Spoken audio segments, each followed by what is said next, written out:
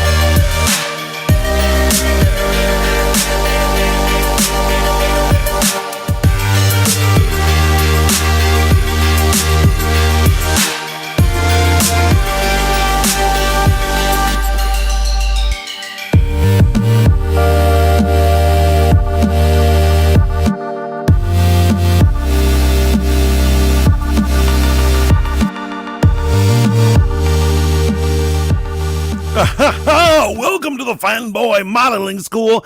I'm Fat Mantis. I'm here with my man. Steve, real name, no gimmicks. What's going on? And of course, my other main man. Yo, SHAOLIN Iceboxer, And aka Courtney. What's happening, y'all? Good to be back. And of course, the Force itself is here as well. And it's female. Sir. Oh. Why? We riding high, man. Why you gotta bring us back? Why you gotta bring us back? The Force is female. You guys are misogynists. That is funny that you should say that, because we are actually literally in the middle of reviewing a show that lives off of the phrase, the Force is female. The only actual male repping right now is the villain, which, by the way, I gotta say, Balin Scroll is killing it. Let me tell you something. Yeah. He is one of the best creations to come out of Disney Star Wars up to this point. I'm just throwing the bomb down right now. I agree. I absolutely agree. Is amazing, my guy. That dude is marvelous, man. Love him. Absolutely. You cannot deny it, man. Like, this is Star Wars, man. This is Star Wars, bro. And honestly, this episode, I have to say, episode 4 is what we're reviewing right now, for those who not know. And there will be spoilers, because that's how we roll. This episode was like one of the most Star Wars-y things I've ever seen in my life. It absolutely was. Yes. Absolutely, man. Even down to the name of the episode, Fallen Jedi, right? I watched it. I attempted to stay up the other night to watch it. And in a fit of rage, when it didn't come on at 8 o'clock, I was like, man, fuck this shit. Yeah, they only said 8. And like, you'd think that I was programming Disney Plus, because it's like, it says 8, but it was posted at like 8:43 or something. And you know, with that hashtag close enough. Yeah. You'll take what we give you and you'll like it and shut up. So yeah, I have to tell you then, this is just like a thing as a writer, and this is what I love. I think the best titles, particularly of shows, and welcome in Bex. Rebex is saying hashtag fangirls for fanboys. We love it. Titles of shows or episodes are the best when they refer to multiple things in that episode. And so Fallen Jedi is like a reference to at least 4 different concepts happening in there. Yeah. Oh yeah. Right? So it's Balin Skull is a fallen Jedi because he spiritually fell to the dark side, right? Literally, Ahsoka falls. Yeah. Right? Yeah. And then there's our surprise character in the final scene. The most fallen motherfucker that ever lived. No one has fallen harder. Ever. And it could even reference Sabine and her decision to hand over the They are not doing her favors, man. They are trying to make the internet hate her, man. And so I'll say really that are. I absolutely agree with you. I was angry at her when it happened, but I will say this. I'm glad that she finally did something in the show. Yeah, I would agree. I'm gonna agree with that, man. And also, I'm gonna throw out there, man. I'm an objective hater, right? I hate things objectively, but as Star would say, I would never play a hate. And I'm gonna choose my words carefully, not because I'm scared of the response, but I invite the mire from a certain community there's a certain point where you just have to call a spade, right? And just say, okay, job well done. And the response to this show from a certain community has been nothing short of fucking lame, bro. It's been nothing short of lame. Like, you just say you don't like it because it doesn't suit whatever criteria whatever headcanon. And Mantis, you know how I feel about headcanon. Like, you motherfuckers are over there with the Jehovah's Witness, in my opinion. You know how I am literally married to headcanon. Yeah, This is the only thing that gets me out of bed in the morning.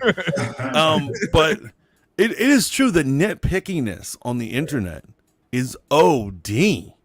Yeah, absolutely OD. Absolutely And OD. they take everything so okay. So I wanna just settle one thing that's very important, because I showed you guys a video.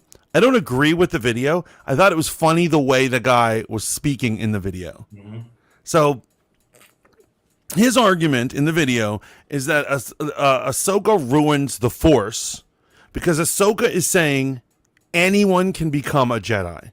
And that is not at all what they have ever said anywhere in the show. And quite the opposite, in fact. Yeah. And so what it is what they're saying is Sabine is Force sensitive. She's just very weak in the Force. Right. But they thought that they're literally trying to train an adult woman who has never felt the Force, and that is not the case. Yeah. So, and then, while we're putting it out there, man, we're going to have to get to one of the points that is highly debated from this episode, man. There is a point where it's, did she use the Force or did she not use the Force? Was the sound effect subjective, or did it objectively show her doing a weak Force push? We'll get to that at some point, but you guys know exactly what I'm talking about, man. Yes. I'm going to go ahead and just throw my rating out the window early, brothers, because I'm in a bit of a combative mood. But none of that will come your way. None of it will come your way. It's just I can't get in touch with the people that I need to argue with, right? They're much bigger content creators than myself, and I won't stoop to a level where I make like a thumbnail to call them out and all that type of dumb shit. But I will call out one motherfucker, one Canadian son of a bitch. I'm going to call out Campia. I thought you were going to call out Theory. I was like, oh, it's coming, finally. No. I have no beef with Theory, man. Like, in all honesty, man, like, he might be one of the truest YouTubers ever. I agree with that statement. I don't understand why people do beef with him, because he's a nice guy, and even if I don't agree with him, he doesn't say it in like a dicky way. He just seems like just laid back all the damn time. You know what I mean? The dude just seems chill as hell. How could you be mad at that? No, you can't be mad at it. And I thought it was really funny. I don't know if you guys know this, but he had, well, I won't say he had. The guy from Geeks and Gamers had some beef with him, right? And then they squashed their beef in response to the whole, all the shots that Theory was taking from Disney Star Wars, right? And you've seen the more like it's probably like a week old at this point. You saw that video, right? No, I haven't seen it. What video? Where people in Theory's live were saying that Geeks and Gamers, that the guy from Geeks and Gamers was a racist. Oh. And then Theory was defending him, and Theory literally said, he said, show me a video where he's actually being racist, and I will stop being his friend. And then suddenly he goes, oh wait, look at this, and he pulls him on call, and Theory was in the chat listening. And not Theory, I'm sorry, Geeks and Gamers was in the thing, and he brought him on board, and they started hanging out for a short little bit. Yeah. So here's the thing, man. And so they're not just cool; they're like really cool. Yeah, they're really cool. They squashed their beef, right? Socially cool, whatever they want to qualify it as. I'm going to call them friends, right? But when they squashed their beef, just to show you what type of guy Star Wars Theory is, and I just think he would be an interesting fellow to interview and hang out with. There was a point when Geeks and Gamers, that guy, was talking about their beef and how, like, he's like, man, maybe we need to handle this like men. Now, in case you don't know this, the gentleman from Star Wars Theory is extremely physically fit. Yes, I know that doesn't translate into being able to fight. But when it comes to fighting a motherfucker like that, I'm going to give you 20 extra XP hit points. Right? Oh, I mean, obviously. Here's what I'm saying. You can out fitness a fight. Yeah. If someone can have all the training in the world, but if they are really physically unfit and the person they're fighting is jacked, the jacked dude can fucking muscle his way out through it. Yeah, 100%. But we digress, man. Fallen Jedi, right? I just want to throw something out there to you guys. You guys let me know what you think. Mantis, I know you haven't played these games, but I've noticed that the two most successful properties, that's right, the two, not even calling them number one, number two. I'm saying the two most successful properties that come out for Star Wars, obviously Jedi Survivor, right? Did extremely well, sold like gangbusters. Yeah. And now we have the Ahsoka show, which is, I think, wildly better than anything else they've made. They've both taken the same path in regards to storytelling. They're like, at the end of this story, there is the sequel trilogy, and there's no way for us to get around it. So in Survivor, do you know what they did, Roy? His team went off to a far distant galaxy. Yeah. So they never have to deal with that crap. Right. And in this show, it's like, hey, we are also going to a far distant galaxy. Yeah, and not only that, they might even bring in the afterlife. She may have continue her adventures in heaven, the Jedi heaven or whatever. I mean, look, we might already be there. Yeah. Because I don't know if I want to drop the spoilers yet, but what homie says to her clearly indicates that might be where we're going. I can't wait to talk about that. I actually cannot wait to talk about that. I know we were going to start with a little a little palate cleanser with Logan Paul, but we're already in this, so let's do this. Yes, sir. Logan Paul, you fucking simp. You're so lucky we're going this direction because I got smoke. Oh, we're going to blow him up later on. When I'm done talking about Star Wars, I'm going to get a second hard on for shitting on Logan Paul. What up, Heavy Rain? Holla at your boy. Always good to see you, Trish.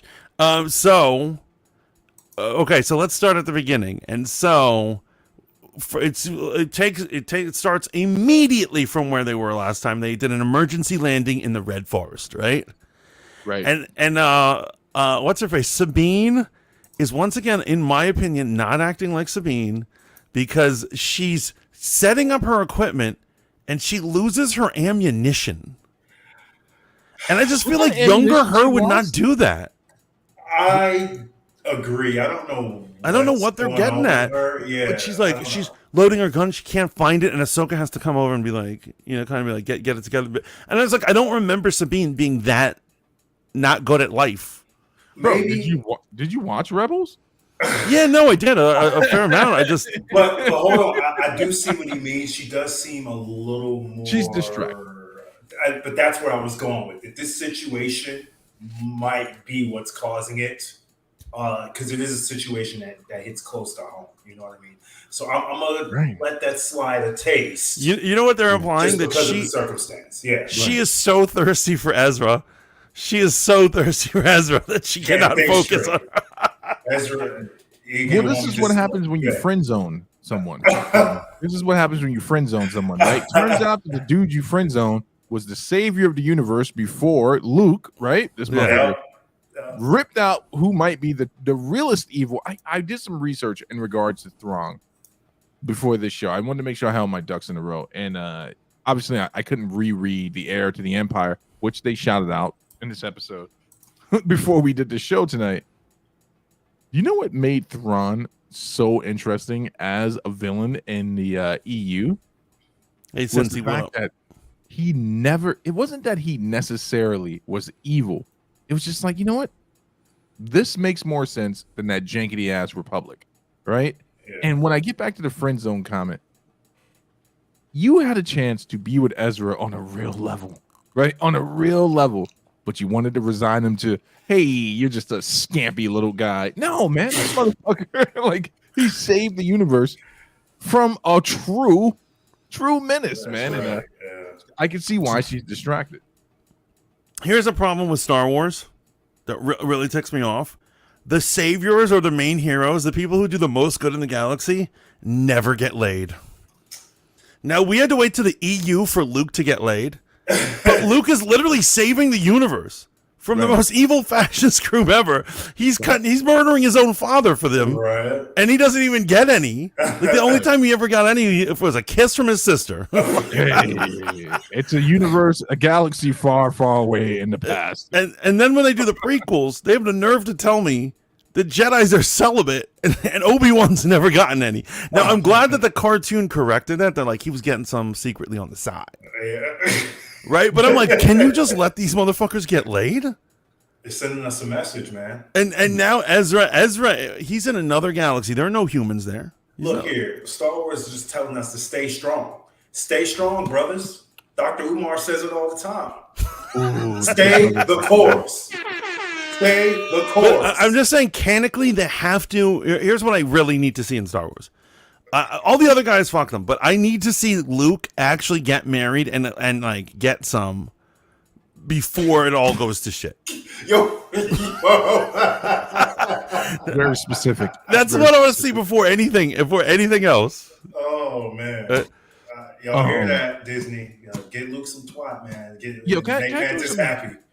You gotta throw something out there for you guys, man. Throw something out there for you guys. So, Mantis, you talked about the show opening up in the Red Forest, right? Beautiful shot, by the way. Beautiful. Best planet I've seen yet. Yeah, 100%. 100%. Let's talk about my man Hu Wang with the Chunkums, right? A droid that's not designated delegated for battle, right? Yo. Tell me you didn't love that fucking little fisticuff scene. I really did. I absolutely did. Pause, my man. Right. Pause on him. So I actually thought I'm fine either way, the way they do it. But when the fight began, I thought he was going to be a badass because he's trained so many. Right. That he was going to pull out some General Grievous shit and just start destroying It people. kind of was, man, because if you think about it, the droids in Star Wars have always been kind of like bitch made. With the exception of a few. You got like the Battlestar Galactica droids that are like assassin killers. When you see the droids of Star Wars, because they're so stiff, I'm like, how do you have a battle droid? It makes no sense. Until I saw in Mandalorian IG-11. Oh, yeah. When he's killing all those guys and his body's just spinning around and he's just like... While he's flying on that bike at like 80,000 miles per hour. It's just a killing machine. Bro, it kind of pisses me off, man, that he's the only gun dancer we've seen in Star Wars thus far. When we know the gun dancers are present in the EU, right? There are motherfuckers that like who do trick shots and shit like. Never mind. I'm sorry, Mantis. I promised myself I wouldn't. No, that's fine. That's fine. I do agree with you. I do agree with you. We should see more of this stuff. You know what it is? We need to see more of the Star Wars universe. And like, so far they've had a couple of shows now, and I think very often Star Wars in general, they're scared to give us the money shot, or they're scared to go there, if you know what I mean. They're scared to do like real twists and turns. They occasionally have some stuff that'll shock us, but in general, they're just like, don't surprise the audience too much. Don't let them have too much fun. Yeah, but I don't feel like, I'm going to throw this out to you and Shaolin, man. I don't feel like we had that in this episode, right? So I just want to start with like the Hu Wang battle, right? There was some beautiful choreography in that scene. I've always had a thing about droids fighting each other, whether it be in Star Wars or any other property. How would a droid fight? What movements would they use? What parries would they use? Everything would be very calculated. But there was one thing that was really dope about this, and shout out to Star Wars Theory and Screen Rant for pointing this out. Did you notice that Hu Wang's eyes went dark side while he was fighting? Oh yes, he went like he had a battle mode. He had a kill shot mode, like Spider-Man. I didn't notice that either until I forget what I was watching, but somebody pointed it out. His eyes went mad squinty. He's like murderous intent. Samuel L. Jackson is the only Star Wars character that exists to me, says Zola Dreamers. Okay. I'm with it. Do want to point out that Ahsoka, I'm skipping ahead, but we all noticed the stances she took in this episode and only used one lightsaber. Yeah, we'll get to that. Continue, Mantis. So they run out. They're like, obviously the lights go out, and they're like, "What's going on?" They go down there, and we got a little, fighting minion scene, and it's fine. It's good. I was having a good time. They do some nice tag team. Nice tag team, and then actually Sabine is finally, for the first fucking time in this series, competent in some way. And so they kind of depicted her even in battle like really incompetent so far. And so because I here's what I'm saying, I know she was bad at life when she was younger in Rebels, but she wasn't like that bad. Like forgetting your ammo, like losing your ammo, and she wasn't that stupid. A Mandalorian forgetting their ammo, right? Right. But so she's bringing it, and I'm like, okay, I'm feeling good right now. They run out into the forest and they have to face off against the Jedi now, or the Dark Jedi, right? And so we've got Shin, and Shin wants her rematch. Right. Because, she won the first time. So she's like, yeah, I'll school you all day. Just keep coming at me. And then that's when we're talking about Ahsoka. She decides to only use one lightsaber. And she's using Form 1. Right. The form of her master. The form of her master, the form of Qui-Gon. Yeah. Who else used it? Mace Windu didn't use Form 1. There was someone else notable that used Form 1. I completely forgot. But go ahead. Look here. I'll bore y'all to death with that. Yeah, keep going. I want to hear it. What other notable Jedis use Form 1? All right. So first of all, let me do a little quick pivot real quick. So Form 1, Kit Fisto was a Form 1 guy. Okay. 1, he was. I've seen him like that, like rad times. Yeah. So the Form 1 is just a basic chops / thrust. Form 5, however, was the form of Anakin Skywalker. That was his main thing. That's also what it looks like Balin was doing. So someone had pointed out that Anakin used Form 1 when he tried to fight Dooku. Right. First time he faces Dooku, he does which is why he lost his arm. Which is why he lost his arm. Yeah. Okay. And so, it was interesting. We get the fight with Merrick. I'm enjoying it. It's not the greatest lightsaber fight, but it's certainly a good lightsaber fight. Like, I'm enjoying the shenanigans. They do their stupid Inquisitor spinny spin. Like, I hate the spinny spin. Yeah. Even when they're not flying, even if it's just because I just think it's a cheap. It's like a cheap gimmick. I gotcha. I'll just fight like a real man, bro. Yeah. Well, wait, can we talk about something, man? This is something the last time prior to doing this, right, man? We talked about at BLERD. I brought it up to you guys that there had seemed to be a loss of ability in Jedis, right after the prequel trilogy and how they duel. In this show, I'm gonna have to tell you honestly, man. This is the best choreography we've had since the prequel Absolutely trilogy. is 100%. It is 100% the best choreography. I wish they would have brought Homeboy back that choreographed the And I got a side question for you, Shaolin. I'm going to say it now so I don't forget it. In your Discord, you posted a video for yourself and your students, which was a fan-made film of a student and a teacher dueling to the death, and they're resurrected, even though they take critical. Yeah. The guy in the video that's narrating, is that the guy that choreographed the prequel trilogies? If it is, you just educated me because I had no idea. I have to go back and check. I didn't know if it is. But so I'm just saying this is the best choreography we've had for lightsaber combat. Absolutely, yeah. Super quick side note. That choreographer would later on have a cameo appearance in Revenge of the Sith. His character would be known as Sindra Lee. Oh, the Battle Master. Yeah, the Battle Master. That's what they call him, the Battle Master, because in real life he's the coordinator. And they made him like the teacher of all the martial arts, like in canon. That's what Sindra Lee is. Yeah, that's a cute little nod. You know what I mean? Yeah, and so it's interesting because in the sequel trilogies, JJ, I guess he doesn't respect martial arts or whatever, but all those scenes, they were just chopping at wood. They were just like, okay, pretend you know how to fight. And they're like, there are only a couple of moves that were cool. Yeah, I know you're not going to put any spec on this at all because it's coming from the comics. But do you know who the last Jedi to fall in the temple? Like the last Jedi Knight or Master to fall at Anakin? It was Sindra Lee. Yeah.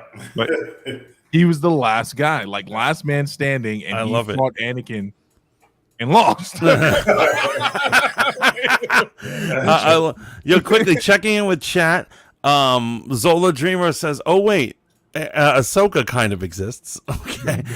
Pony says, "I haven't seen it, so I have to go." I dig that. And then Matt says, "What up, chat? Hail to the chat. Hail to Mantis. Hail to Steve. Hail to Shaolin. Ahsoka is trash," is what he says then. Wow. D, hello. Good to see you. Love to see D in the chat. Wait, is Steve talking about lightsaber choreography is wrong? That shit sucks, Matt says. Matt, that is officially, by my count, your second bad take. And just so tonight or period? No, because here's what I'm going to say. I'm going to say the fight between Sabine and Shin in episode 1 was bad. Yeah, and I do not like that fight. It was meant to be bad. It was meant to be for the uninitiated, man, when a white belt gets on the mat, whatever the martial arts is, with anyone that's experienced, the more experienced student, it's gonna look bad because you know what? Those people are unrhythmic, they're spastic. Yeah. You're trying to figure out what are they doing, and then you catch them with a fucking teep kick right to the stomach. He didn't even mean to do it. So that fight was meant to be bad. I'm saying this is the best choreography we've had with lightsabers. This period, episode is where they finally pulled it up. Right. Actually, I'm lying because I actually do think in episode 2 I did like the little baby fight she had with Merrick, which is why I thought Merrick was gonna be a bigger character. Obviously, we're gonna get to our mega disappointment about that in a second. But is it a mega disappointment, or did they keep themselves from doing something that was going to disappoint us in the no, end? this is another Snoke moment. Us fans went nuts. There you go. Exactly. There you go. You took the words. Exactly. Right out of Us my fans mouth. went totally nuts and wild, and we're just having our fun with our headcanon. We're like, yeah, and then like they're like, why would you think that? You don't even understand. Okay, so all the Ezra stuff, right? The wolf, him being named after a mythological werewolf, and then like the werewolf being a metaphor of like being turned to the dark side against your will. And then another thing is, you know how in the intro for Lucasfilms it shows different helmet or droids, and it has a blue light or a red light. Right. Usually the Darksiders have a red light, and good have blue. Makes sense, right? For some reason in this saga, in this beginning, Merrick has a blue light, and Sabine has a red light. And so people are like, it's a blue light. It's signifying that it's Ezra. Mantis, what have I been telling you since the inception of Fanboy, right? This is my thing when it comes to headcanon. It's fun, right? It's fun. But you are solely responsible for your disappointment.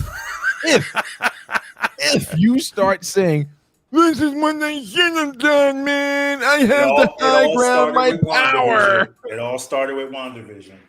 Yeah, right. This is the Mephisto. This is the Mephisto. This is all the Mephisto shit. And so I do not. Here's the whole thing. I don't actually walk out when my headcanon is, my theories are wrong. I just have fun doing it. I was like, okay, it didn't work out. But like some people will literally, like you said, drop the series because they're like, this is stupid. It should have been my way. I'm like, shut up. Shut the fuck up. So she chomps him. And the green mist comes out, and he shrivels into a skeleton and drops dead. So, what is he? I feel like I know what he is, as seen through Clone Wars. But yes, some night sister voodoo magic. I think it was a resurrected Inquisitor. He's a wraith. Yeah, some sort of wraith, and she used her night magic on him, and so it's not super like his identity doesn't really matter. I doubt they're ever going to revisit it. No, I bet you they'll make a book. They'll probably make some EU book about him. He might come back too. He could be one of those things where she just keeps bringing him back. Maybe. We might not. You might see him again. I'm not. Maybe she could summon him. Who knows? But his true identity is not very important. And I'm like, okay, well, that was different. But can I say this though? This episode was so good, and I know it was so good because no one is really talking about that I see. Exactly. Like people bring it up. But people look at this episode and they're like, "Holy shit, this was the best one!" It didn't drag the experience down. You know? Definitely doesn't. Yeah, it's fun. People had every crazy theory in the world about that dude. Yeah. Some people thought he was Snoke. I can't believe people are still in the Snoke shit. You know why people didn't bring it up? Even the larger content creators, because in life you have to learn. And when we get to Logan, we didn't forget about you. You have to learn to take the L. What did Thanos say when he got the reality stone? He said reality is often disappointing. You remember that? But I gotta tell you honestly, man. So let's talk about the fight scene, right? So we have Huang telling them that they're stronger to get together. They run off in a very classic homage to Japanese samurai movies, the black and whites, and it's a great shot of at one point an aerial shot of them running. Ahsoka's well in the lead, and she's near behind. The way we're used to seeing in samurai or in old Shaw Brother Kung Fu movies, the student is close to the master, but not quite there yet. You know exactly what I'm talking about. Like they're able to keep pace. That's good. That's a good point. Yeah. Yeah, they can't overtake the master.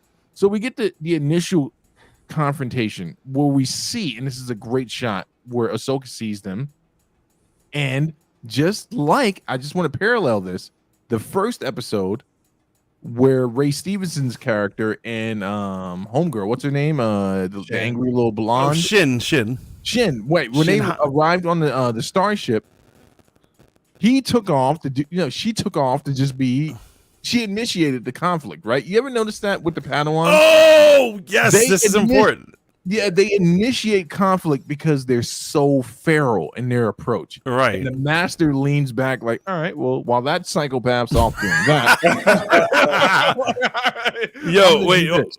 Did anyone see Matt's comment? I don't know if I should put it on the screen because it's going to distract the fuck out of us. Good. Off topic. Is it? No. I don't believe it. Yo, Matt, you need to send me a link. I don't believe it. As long as it's from behind and you don't see any detail. Behind. It's sucking from behind. No one takes that amount of L's in a week. No. So oh my God, this guy. But do you guys dig what I'm saying? Like the initial conflict in this episode is initiated by Sabine, right? She literally draws first, goes straight Mando, and actually, I want to give her props.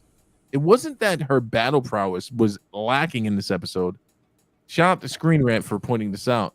She was on point. Every shot was exactly the way you expect a Mandalorian Jedi encounter to happen, right? Like she's on point. It's just she's facing a superior warrior, right? She doesn't have Jedi reflexes. Right.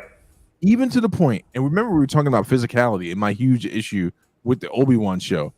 Shin, at one point while she's running away, leaps off of a tree.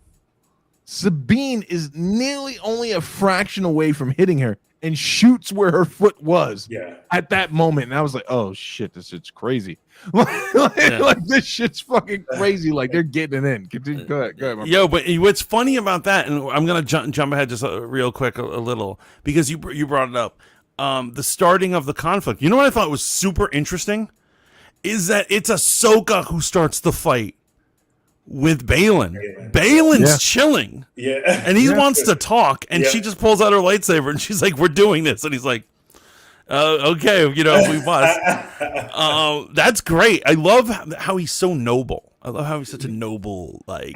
I will gush about this man for the rest of the night if we stay on this topic too much. But yes, Balin is the man. I wanted to almost say he's got like the sinister villain thing down, but he's not really sinister, and I don't even know if I truly see him as a villain quite yet. Right. Because he's operated with a little honor. He hasn't been a snake. He's fought straight up. Some people think he might be turned back to the light or something, but I think he's going to stay at least gray. I think so. He's not going to be a full good guy, but he's not like a piece of shit. You know what I mean? He's right. You know what I mean? And his fighting style, power, strength. So let me hit you with this too. Go for it. This is why I love, what Filoni did here. Most people won't catch this if you don't know what to look for. But the reason why she didn't fight with two lightsabers, if you don't know anything about fighting with weapons, a two-hand standard grip is stronger than a single-hand grip. Absolutely. And a single-hand grip is stronger than a reverse grip when you hold it backwards, right? So she's fighting a big, brawling, 7-foot-tall, muscular man. You're not going to fight him with two weak grips. You're going to have some reinforcement, some strength with a two-handed grip.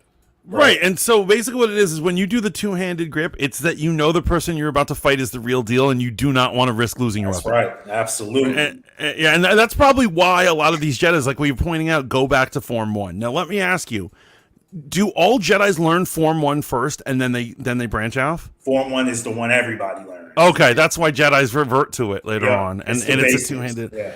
But homeboy was like, you're right. So here's what, remember how I told you earlier that I like the design of Balin and Shin because they literally look like they're medieval knights. You're not sure if you're in Game of Thrones or not. Yeah. When they take off their cloaks, once again it continues. Their arms are armored like Clone Wars, and that's based off of real knights. Absolutely. That knights, when they would have duels, they take off their heavy plate and they'd only keep the plate on their arms. for like blocking and stuff, and the rest of their body would move movement clothes, right? Yeah. So I love that design on them. Yeah. And I love that he's got the powerful fucking two-handed strikes. I mean, he was tearing her up so bad, she had to use methods to keep herself stable. She had to kick her leg back on the wall. She had to post up off the wall. Literally. Yeah, she needed to reinforce. Matt says you always got to use two hands. Jasmine, welcome in, Jasmine. She says, "Hey, Uncle Mantis, how are you, Jasmine?" So wait, let's jump back. Matt, meet Jasmine. This is our buddy Matt in the chat. Jasmine is an old friend from Spoon. Nice. Yo, so let's go back real quick and let's talk about something that I've seen running around on the internet, and it's a blessing to have Shaolin here, man, because people are instantly saying, why was she able to best this guy, Merrick, or whatever his name is, the guy everyone thought was Palpatine, Emperor Snoke, blah, blah, blah. Like, why was Ahsoka able to best him so easily versus Darth Maul? And I would respond with this. There are levels in any system, right? Absolutely. If you don't know Star Wars, the fucking what are these guys called? The fucking Inquisitors. These are the lowest ranking. They were low ranking Jedi, right? Yeah. Padawans, and they're not even They're scrubs. They're total scrubs. Yeah. Absolute scrubs. But that spinning, whirling dervish shit that it does, their lightsabers, that was literally to confuse like Padawans and fucking uninitiated Jedi Knights, right? It caught them off guard. And as it would, a lot of people that wouldn't catch me off guard. I'm like, bro, if you saw two spinning lasers coming towards you, you might be disoriented. Yeah. I love that Ahsoka dropped the Form 1, and she simply said the simplest approach is going to be the easiest strike. Right. Yes. What did you think, Shaolin? So, dude, hey, Jeff. I think what I love the most about the fight, I might be skipping ahead a little bit, but it was the way it ended for me, right? Right. The whole point of the fight was to get to the map, right? And to stop this map from transmitting the coordinates to Morgan so she can get where she needs to go. I love the way the fight ended because it was smart. People need to put like respect on Ahsoka's name. She's like top tier when it comes to force potential in combat, right? Like she's just a badass, you know what I mean? So in order for her to lose this fight, they had to come up with a smart way to do it. And her trying to put a stop to that map, she lost a hand. And remember what I talked about just a few minutes ago with the grip. Right. He had her right at the edge of the cliff. He was bearing down on her. She was trying to use the force to reinforce herself, but that was only going to go so far. And he ended up pushing her right off. You know what I mean? Well, I do like, I like even further that he's about to defeat her. And then suddenly, Sabine shows up with her threat to destroy the map. And he like looks at her and he just goes, he attacks anyway, like fucking G. Like, you cannot threaten me, little girl. You cannot. He defeats Ahsoka, and then he literally is able to talk Sabine into handing over her only gem. But here's the thing: I believed him. That's how smooth this man did. Everything he said, I was like, you know what? He ain't gonna hurt me. He's actually gonna take me where I need to go. Yeah, I'm gonna give him I'm gonna get to him. I'm good. You know what I mean? He's that guy. He's just that guy. Bro, but let's also talk about the obvious points, right? Ray Stevens is a big dude. So there were some people complaining about his movement and like even from the first episode and how he moved and things like that. And I'm gonna invoke some mire from you two gentlemen right now, man. One of the many things I loved about reading the book of Jeet Kune Do by Bruce Lee is your physical attributes are your physical attributes, right? It makes sense for one combatant to be able to do one thing. It does not make sense for you to physically do it if you are not exactly physically built like that combatant. Right. Ray Stevens is a big motherfucker. Him doing a whirling dervish spin and then chopping down, that plays to his strength and his size in that fight with Ahsoka. Everything he did in that fight with Ahsoka is like, even down to the point where one larger content creator was like, I think that Ray Stevens' character was using the highest setting on his lightsaber. And I was like, wait, is this a thing? So I went and looked it up. I was like, holy shit, there are settings. And apparently this guy pointed out like, yo, his lightsaber is set at the highest setting, which makes it denser which makes his strikes harder. And you know what's funny? Before like external sources came up with theories as to why Adam Driver's lightsaber, Kylo Ren's looked the way it was. It was a crackling on fire. But my original theory was like it was like a crack lighter. Like he had broke it open and he had adjusted it to go even higher in setting, and that's why it's like about to go unstable and flicker out. And then they did some stupid fucking explanation, which was less cool than my head canon. Because his lightsaber really was like a crack lighter, right? Right. But yeah, damn no. Balin is the man, truly, and it is a shame we're only gonna get a few more episodes. I know. So let's talk about it real quick, man. So we're jumping ahead a little bit. Like, so obviously we get Ahsoka defeating the biggest red herring character to exist since Red Rum, right? Takes him out. Green dust. Everyone's now pontificating about where he come back. Who was he as a knight, brother? Who gives a fuck? It's over. And in actuality, I'm actually happy it didn't turn out to be Ezra or Starkiller or anyone else. I was like, oh, that was actually really clever. Proof of burden. That's on you guys. You made him into who you wanted to be, and that means you're being drawn into the story. So we get Ahsoka now confronting Balin, which is what makes Balin very impressive to me is his aptitude with the Force. It's clear that he's reading thoughts. Yeah. That was dope. Super fucking clear, bro. Yeah. So when you get him fucking reading the thoughts of Ahsoka or playing off the trauma, right, of Ahsoka, and he's like, yeah, I knew Anakin. He spoke highly of you. We all knew Anakin. And we know how much of a fuck up he is. No. What did you guys think, man? Oh no, he was great. He was great getting under her skin, and it was amazing. But here's the thing, though. The man was trying to stay civil the entire time. Right. When she walked up to him and he was cooling on that rock, he goes, "Hey, I knew Anakin. He was a great guy." And then she just claps back and she's like, "Well, yeah, I didn't hear anything about you." And he's like, "Oh, really, bitch? Well, then, no, you're about to. So he only escalated it when she did. You know what I mean? Right. She was the one that was looking for smoke, not him. Yeah, and she pulls out the lightsaber first, activates it, takes her stance, and then you can see he reluctantly is like, okay, and then he takes his lightsaber out. Yeah. Which introduces a great thing, right? I think sometimes we get caught up in what I like to call the Michael Jordan, John Jones effect. Michael Jordan is an amazing athlete, right? John Jones is the greatest mixed martial artist to ever exist. I would agree. He's definitely my favorite. But you forget, just because this guy is the greatest doesn't mean the motherfuckers underneath him aren't talented as well. Absolutely. Balin is a fully formed, initiated That's a good warrior. Point. Yeah. You know what I'm saying? Like, Ahsoka is she washed out. She never even she didn't finish her training. That's the important part we need to think about. She didn't even finish her training, bro. She never became a knight, man. And she proved that just like Sabine did. She initiated the first attack. And I'm not saying that the first punch thrown means you're going to be the person that gets knocked out. But when you're the person throwing the first wild punch, more often than not, you're going to get laced. Yeah, honestly, she didn't use wisdom. She should have, she should have tried to use wisdom to defeat him. Right. At least give it a shot. But she's a little thug. So check this out. Matt says, when Balin destroyed the map, I was like, imagine what that thing could do to someone's internal organs.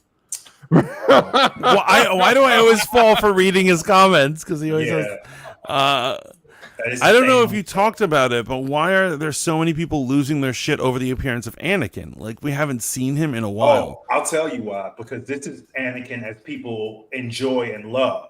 Right. Yes. But this is Clone Wars Anakin, not Right. And he says he was that awful Obi-Wan he was in that awful Obi-Wan show a couple months ago. Yes, but remember, once again, that's a flashback, and that's fun to see. Flashbacks are fun. Yeah. But we're actually going to get an actual talking new story about Anakin. This is what Anakin's ghost is all about. Yeah. Right. Right. And so, oh my god! So wait, hold on. Let's talk about. Okay. So I don't know what's the first thing I should point out. Okay, So Star Wars theory being an Anakin, like, no offense, I love the guy, but he's an Anakin dick sucker. I knew you were going to say that. Yeah. He points out, and he would know.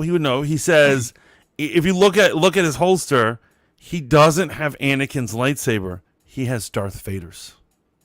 Okay. What? So a lot of people, And they look very similar, but there are differences. He made modifications after he went dark. So a lot of people have pointed this out, and a lot of people have disproved this. I don't know where to land on this. So as I normally do, I pulled out early on this one. I'm like, I don't fucking know. Well, remember, it's happy music at first, and then suddenly, as it fades to dark, we hear Vader music. Yeah, and we're gonna get to that because some people don't even think that's Anakin, and I think that's an obvious plot twist. So here's what. They would. Okay, so here's what it is. I'm such a dork, guys.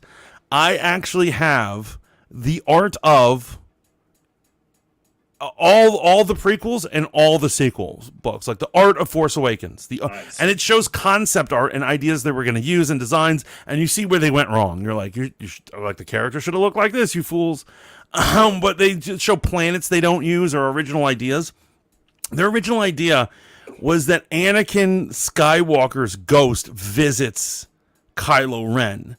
And they were going to have him be Anakin, but he was going to be flickering between looking like Vader and looking like Anakin. Like his soul wasn't fully forgiven in purgatory. Okay, so one of the biggest gripes I had with that entire trilogy, and there were plenty, okay? Right. I'm talking like top 3, was like why the hell didn't his Force Ghost like show up and be like, knock the shit off, stop, what the hell are you doing? Right. I don't want you doing this shit, you know what I mean? But he never did. I thought that was a huge plot. And so they were plotting that from the Force Awakens, episode 7, and they didn't put him in once, even until the final one, which he should have definitely. Do you remember? Oh God, I could go on forever. But in episode 9, in the beginning, she's struggling to try to hear the voices of the Jedi before her. Mm-hmm. That is foreshadowing that the Jedi are going to fucking show up at the end. Yeah. And they don't. That was the perfect opportunity to have his ghost appear. Well, here's the problem, right? So, in regards to why Anakin's Force Ghost didn't appear to Kylo Ren, he had fallen well before he stabbed his dad. Remember, this motherfucker killed a bunch of kids. And if we're sticking to canon, not head canon, there's no proof that a Force Ghost of the light shows up for a nigga that's fallen to the dark. Right. You said that shit bad street too, man. Here's what I'm saying. Obviously, in the sequel trilogy, they could have done whatever they wanted. But here's the reason why I brought it up was that I think they're taking that unused concept, and I think we're going to see it here. Oh, okay. That his Force Ghost is flickering between light and dark, and he's not fully redeemed yet. Remember, this takes place only a few years after. That's right. Return of the Jedi, so his ghost is still out there. Yep. So let me ask you a question, Mantis. This is a question for you, man. Actually, you know what? I'm going to save the question. I'm going to say it, but I want you to answer it later. Dave Filoni, are you finally ready to put some spect on his name? Birdman voice when I say that. Put some spect on his name. Savior of Star Wars. Don't answer it now. Let's get back to the show. Because what he's doing might directly go against everything you said last week, right? So the world in between worlds is technically not time traveling, but when you can look at a past event and pull a nigga out of it, that is time traveling. Like I've seen his interview, and he's like, "It's not time traveling; it's using knowledge and wisdom." What the fuck are you talking about? She pulled someone out of time. He pulled someone out of time. That is time travel. What the fuck are you going? Yo, he's literally Ezra's walking around looking through the different doors, and he looks at all these different timelines. He sees his parents, for Christ's sake. That is time travel. There's no other way to look at it. 100%. Him saying it's like it's not time travel, it's using knowledge and wisdom. That doesn't even make any sense. You smoking crack. Okay. So baloney. Let's talk about the Night Sister. What might be the best Night Sister ever represented in Star Wars? Because even though Mother what's her face, fuck that bitch. Right, this chick, Mother Talzim. This chick is clearly the most intelligent Night Sister that's ever existed, right? No, wait, hold on. Here's the thing I don't understand. Okay, I don't understand where she's coming. I'm hoping we're gonna see an origin to her or whatever. Because here's the whole thing: the Night Sisters were wiped out during the Clone Wars, and they're like an extinct people. The person who ordered their extinction was Palpatine. Thrawn worked for Palpatine. This is all the same group who made her people extinct.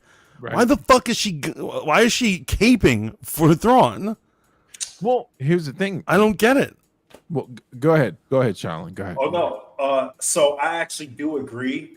She doesn't owe anything to any kind of Imperial Empire related anything, right? Right. So there's probably something there. I'm hoping that there's something there. I'm gonna give them the benefit of the doubt that we find out later. You know what I mean? Right. I'm hoping it's explained because now, because I'm like, it doesn't really make sense that a Night Sister is trying to save this day. At all. Right. I do get that. She should be celebrating the fall of the Empire. So here's the thing, right? Since we know Filoni likes to adopt from the EU, let me reintroduce you to the character of Thrawn. Thrawn was never bought in to the concept of the Empire. He didn't buy into any doctrines. Go look it up. He didn't buy into any doctrines of Palpatine.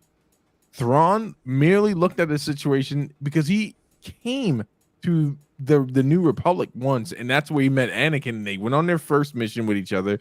And then he came back when it was the Empire, and he was the one that deduced, the first person, according to the EU, that deduced that Darth Vader was Anakin outside of Palpatine knowing. Right. And then, of course, like, I love it. It's just like the idea that they're like, Luke is the last Jedi, or Obi-Wan's the last Jedi. And then as EU expands, there's 50,000 last Jedis out there. Right. It's the same thing, right? Because they've made a lot of people figure. Even Balin knew. So I think... How does Balin know? I don't even know how he knows. What I think they're going to do here is Thrawn could be the type of character that's like, I would have never wiped out your people. That's not the Empire I'm trying to build, which is the main crux, which is the main story point of the heir to the Empire. The Empire that Thrawn built in the fucking other place in the EU was wildly different than what Palpatine had. In fact, the worlds, the galaxies that were under his rule, they enjoyed. This is a direct quote from the books. Yeah, they enjoyed being under his rule. Yeah, the Imperial Remnant were happy folk.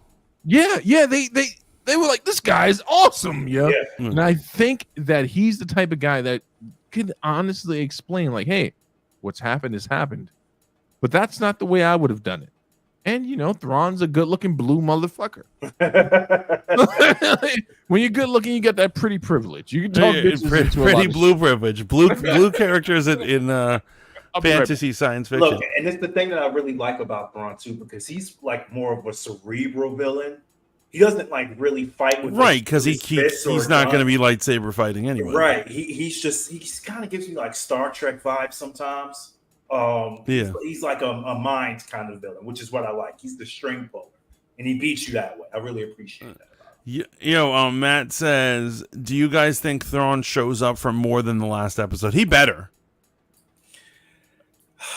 I don't or know, Ezra man. too. Ezra better be there more than the last scene when they're like, "We found Ezra, we win." It depends on what their plans are. I have no idea if they're going to like make. But you admit that's going to be lame if they do that, right? Oh, it will be. Yeah, it will be. Yeah.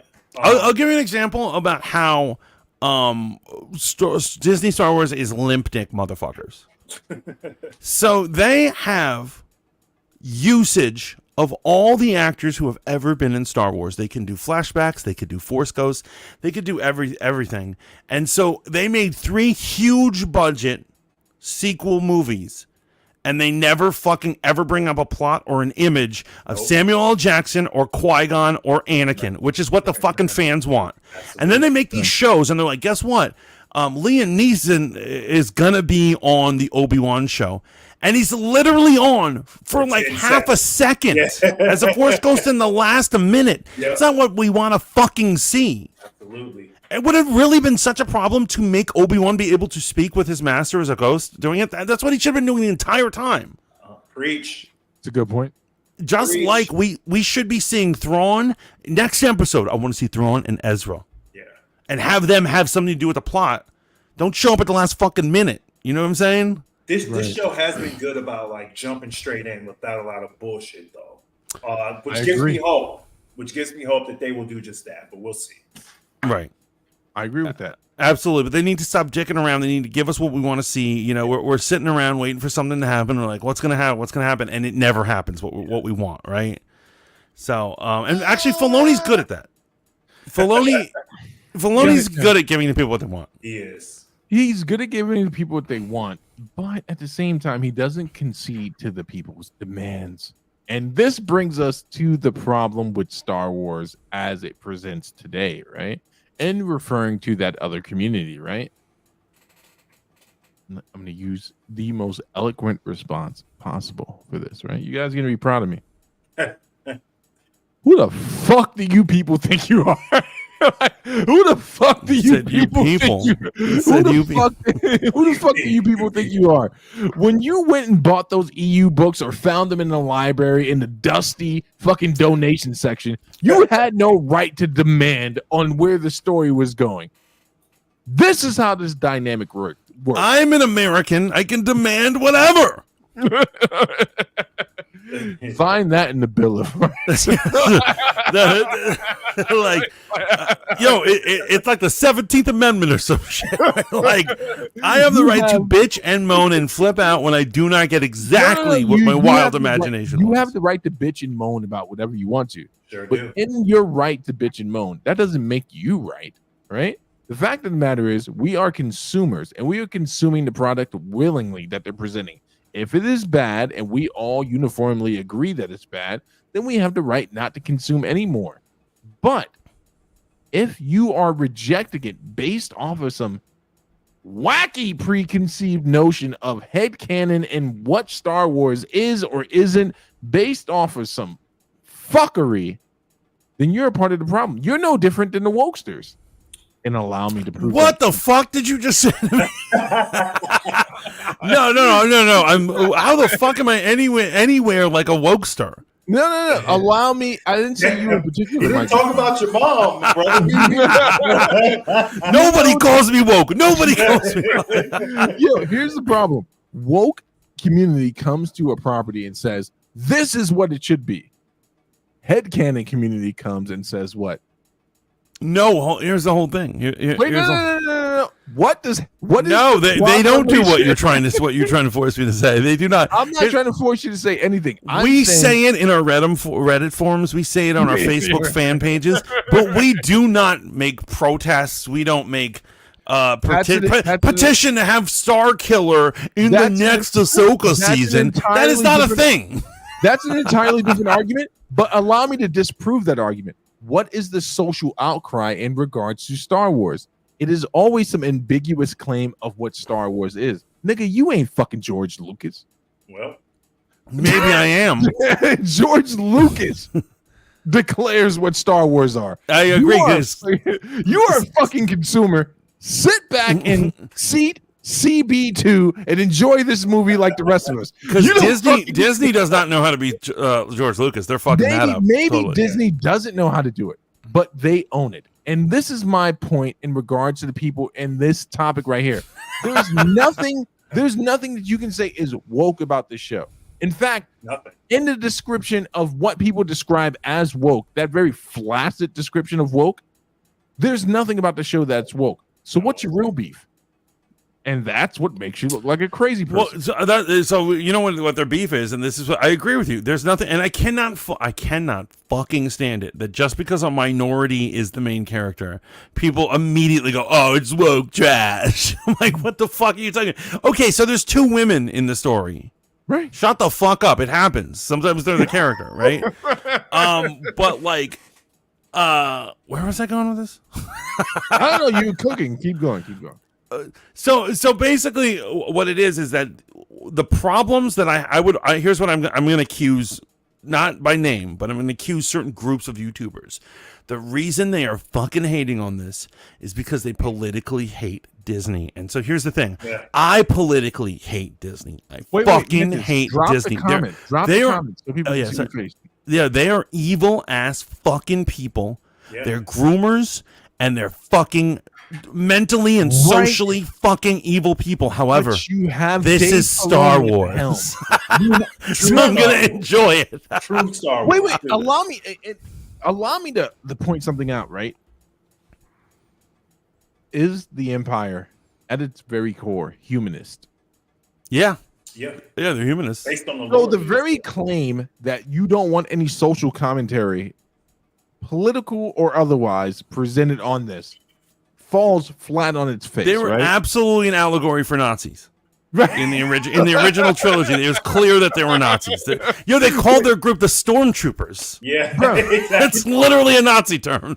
Hold on, let me turn on my camera. Let me cook. That claim falls flat on its face, right? The problem is you're dealing with a moderate here, right? I'm not one of these I don't need a social agenda presented in Star Wars. I'm here for the story. I'm here for the fucking ride, bro.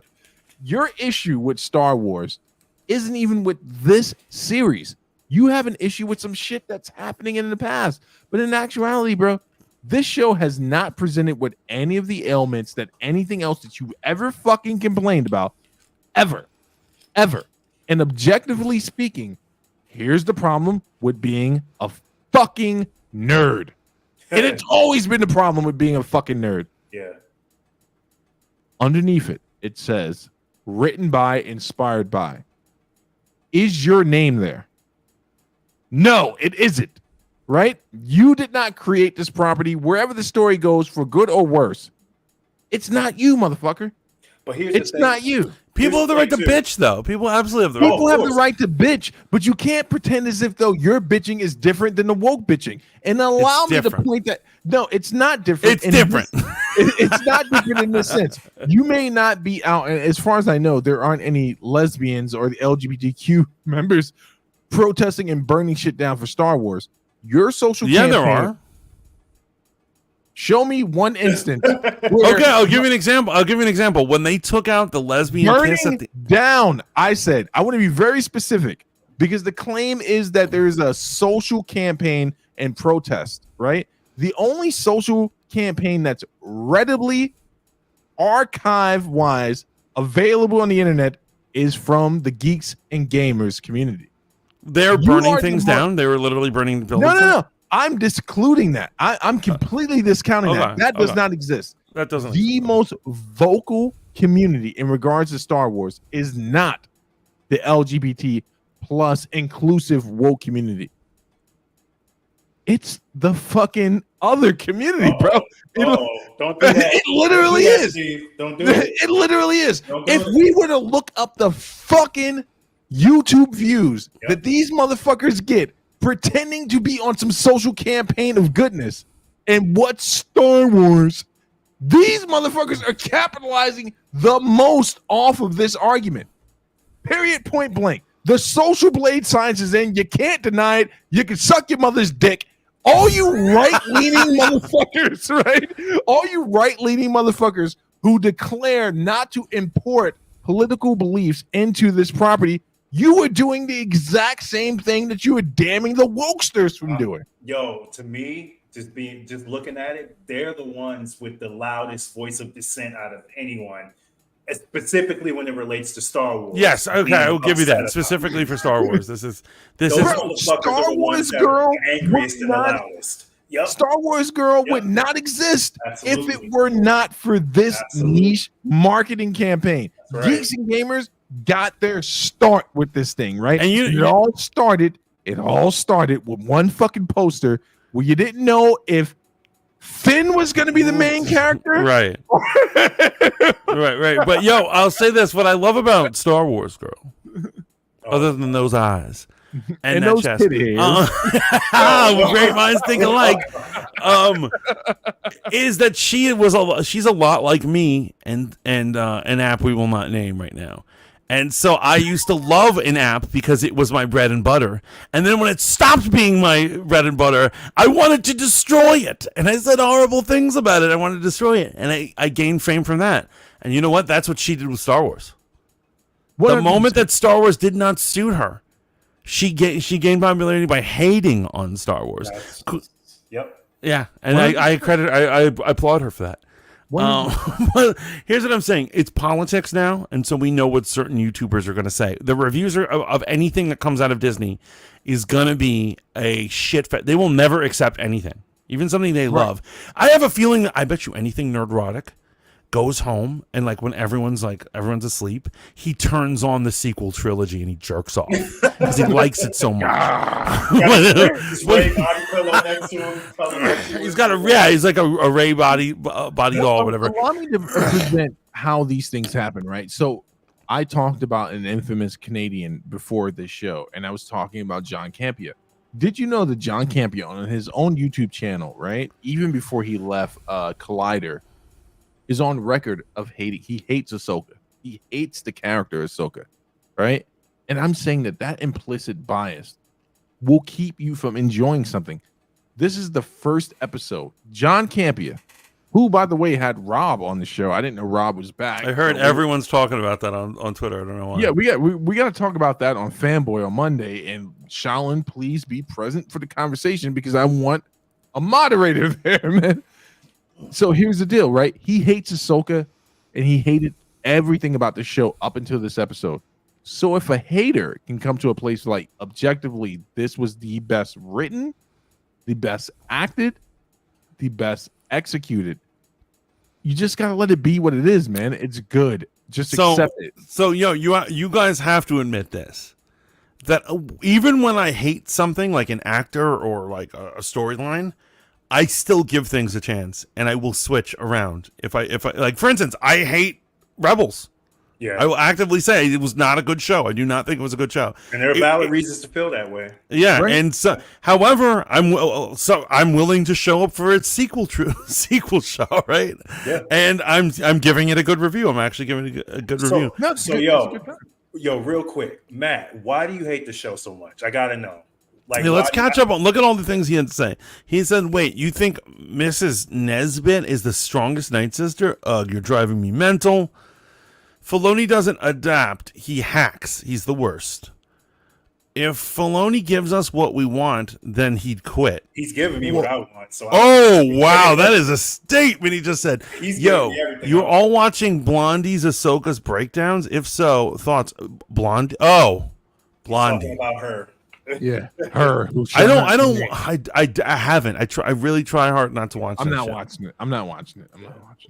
I'm sure she's gonna say some crazy ass white supremacist shit. Actually, wait, no, she's not a white supremacist. I'm sorry. She is. Liberal. She's a hyper liberal ally. Yeah. Who really hates minorities. So, you know the type. You know the type. She's like, those poor fucking animals. We need to help them because they're savages. And that's not even the dangerous part, right? That's the predictive part. She's the type of person that says, if they only understood we were trying to help them. Isn't that that's exactly. Is that not the beginning of like an episode of her show is just endless microaggressions left and right. Endless too, just constant. Matt says this show isn't woke trash; it's just trash. How though? Like, I'd love to know. He says, "Why hasn't Zeb shown up?" And he will show up for more. Will he show up for more than a cameo? Actually, that was another thing that I had a problem with this episode. Why couldn't Zeb be part of a Phoenix Squadron? They just needed a cameo of him in the cockpit, being like, "Yeah." Well, he's like Phoenix 2 calling in or something like. In the original incarnation that got sunned by Thrawn, Phoenix Squadron. You remember that episode where like right, but I'm saying this is the new Mandalorian Phoenix Squadron, right? And so why not have Zeb in it? Because we don't want him to die. Well, not all the ships died. We don't want him to die. I don't want him to be involved in the situation. Yo, you know who's getting totally shit on in terms of plot line? Harrison Syndulla. She is getting she's constantly behind in the adventure. As soon as she gets there, they fucking blast past her. Like, her life sucks. That was kind of a dope scene though, with the light speed jumping and everything. Yes, and actually, I got shout out to Heavy Spoilers. I hit him up about this. This is fucking great. I love that he was explaining how hyperspace works, and in his video, he's showing Rian Johnson getting hyperspace wrong.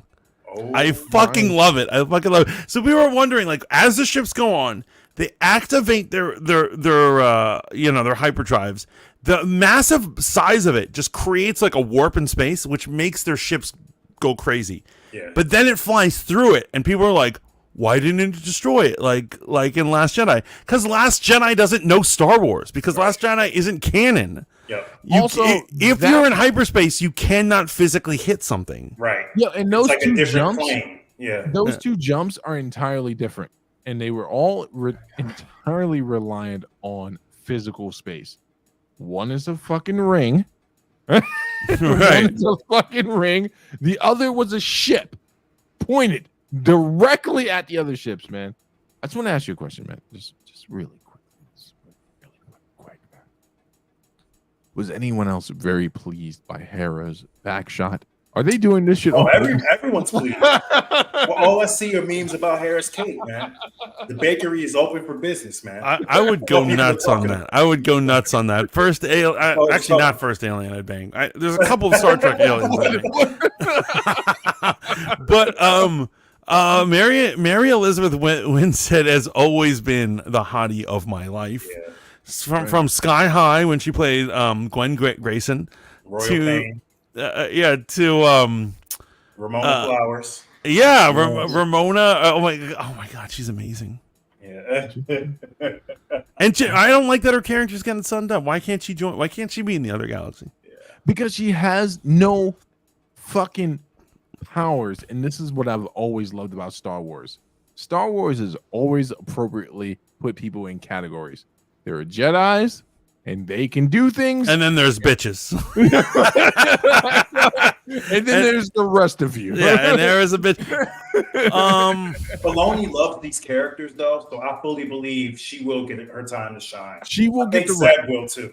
I think all of the characters are going to get their time. But but don't you think that it wouldn't have killed them to have Zeb be in one of the fighters? Oh, it wouldn't have killed him. No, it wouldn't have killed him. Yeah, it wouldn't have killed the it's an story. easy way to do it too. 100%. Because if they can have Carson in there, Yeah, So he's quickly becoming the Carson. Not Carson. What's the dude? Colson. the Coulson. Yes, that's funny. Carson yeah, and Coulson. yeah, The Coulson of Star Wars. You know what I mean? Yeah. Matt continues his parade of hate as he says, "Well, I do have to admit, I'm jealous that you guys like this show. I wish I could love it as much as you guys. This show is just terrible." So, Matt, I gotta tell you, I don't think it's just terrible. I will say, I didn't really like the first two episodes. The third episode was better. I like it. Third episode was when I started to like it, but I didn't love the third episode, and I love this episode. The Book of Boba Fett is like terrible. When I think of terrible, I think of that. This show is not that. In fact, And you know what's funny? I actually put Actually, Obi-Wan underneath Boba. that's terrible. Right? That is that's what a terrible show is. Hera's a bad mother. Call CPS, space CPS. Yes. Why? It's true. She knew she was going to a war zone, and she brought her 10-year-old. and he got a bad feeling. She doesn't. She can't pay for a sitter, just like a single mom. No. So we're at episode 4 now. We're at episode 4. 8 episodes Out of in it, total, yeah. right? So I'm just gonna go ahead and say it, man. I feel like they fixed the pacing issue that we've dealt with in many Star Wars properties, right? So I'm not gonna go as far as to say that like I didn't enjoy Mandalorian season. What was the last season? Was that 3? 3. Yeah. I enjoyed it up until the end. Is literally my review of it. I enjoyed it up until the end. But we're at episode 4. We're going into episode 5 now. Predictions. What do you want to happen? What do you think is going to happen? Two different things. This is one of the reasons I fucking love it. You know me, Mantis the predictor. I'm always predicting things. I'm like, what if they do this? Blah blah blah blah blah blah. Guess what? I don't know what the fuck is happening. Exactly. I have no And I like this. I'm blind. I'm in the force. He's like, I found a blind spot in the force. I can't see the future. Yeah. I have no idea what the aliens are going to look like. I don't know what plot they're going with. Are they going to use on Vogue? Are they going to run into Ezra and Thrawn next episode or the final episode? I have no idea. Yo, is she dead? Is she not dead? Oh, is she dead? Did she die when she fell? Did he pull her into the portal? Was she never meant to? Another theory I have is, was she never meant to be saved in the first place? It's a good theory. It's a good theory. Ooh. And maybe they're trying to correct that. And so also another good thing I got to point out. This is another theory I have, but it's just possible. So you guys remember the episode, and this is one of my favorite episodes of Clone Wars. It's called Overlords. It's when they go to the world of the Force and they meet the father, the son, and the daughter. Yep, absolutely. And in it, the father calls himself the Balance. Right. And he explains that he says, in the cycle, every morning my children get along, but as the day goes on, they become increasingly more enemies toward each other until they have to fight. And I'm the only one who can stop the fight. Yep. I'm the Balance. So, however, isn't the chosen one the Balance? So my question is, were they implying that when Anakin dies, he's going to replace the father? So my. in the, As in the the- god, like the god of the Force. I think in the show it lends heavy credence to your theory, right? Because there's the portion in that same episode, right after Anakin binds the son and the daughter, where there's a clear moment where he had an opportunity to not go down the path. And let's just talk about that for a brief second. How many outs did Anakin get before he did what he did, which makes his fall even more important? Yeah. Like, in all honesty, man, I don't think he's the father. I think the father gave him yet another out because the father actually predicted, and then the son predicted what Anakin was heading towards. So you have the representation of the Balance and the dark telling you, nigga, you're going down the wrong path. You're going down the wrong path, right? I agree with that. I just want to throw this out there because I threw it out early, and we can circle back. I don't think it's Anakin that Ahsoka encounters. You think he's like a dark spirit? I think it's the son. Oh, it could be the son because they're shape changers too. You know, they have all these powers. I honestly think it's the son Okay. fucking with Ahsoka because we can't ignore, and I'll be okay with this not being this, but Ahsoka was brought back to life because the daughter, after being stabbed by the son, her life force was transferred into Ahsoka. And that's where that fucking owl that's always stalking her without her consent. We respect women on this show. The What are you owl. talking about? I stalk bitches all the time. I forgot we're live. The fucking owl is always following Ahsoka around because of the daughter.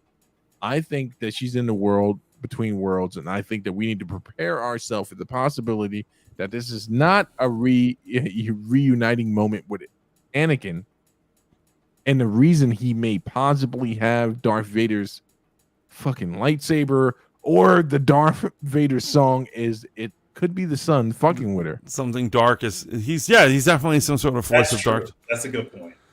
Like, But it is funny. Did you see his smile? He was like, he had the Kool-Aid smile. He's like, and he has the tilted head. He's like, hey, it's okay.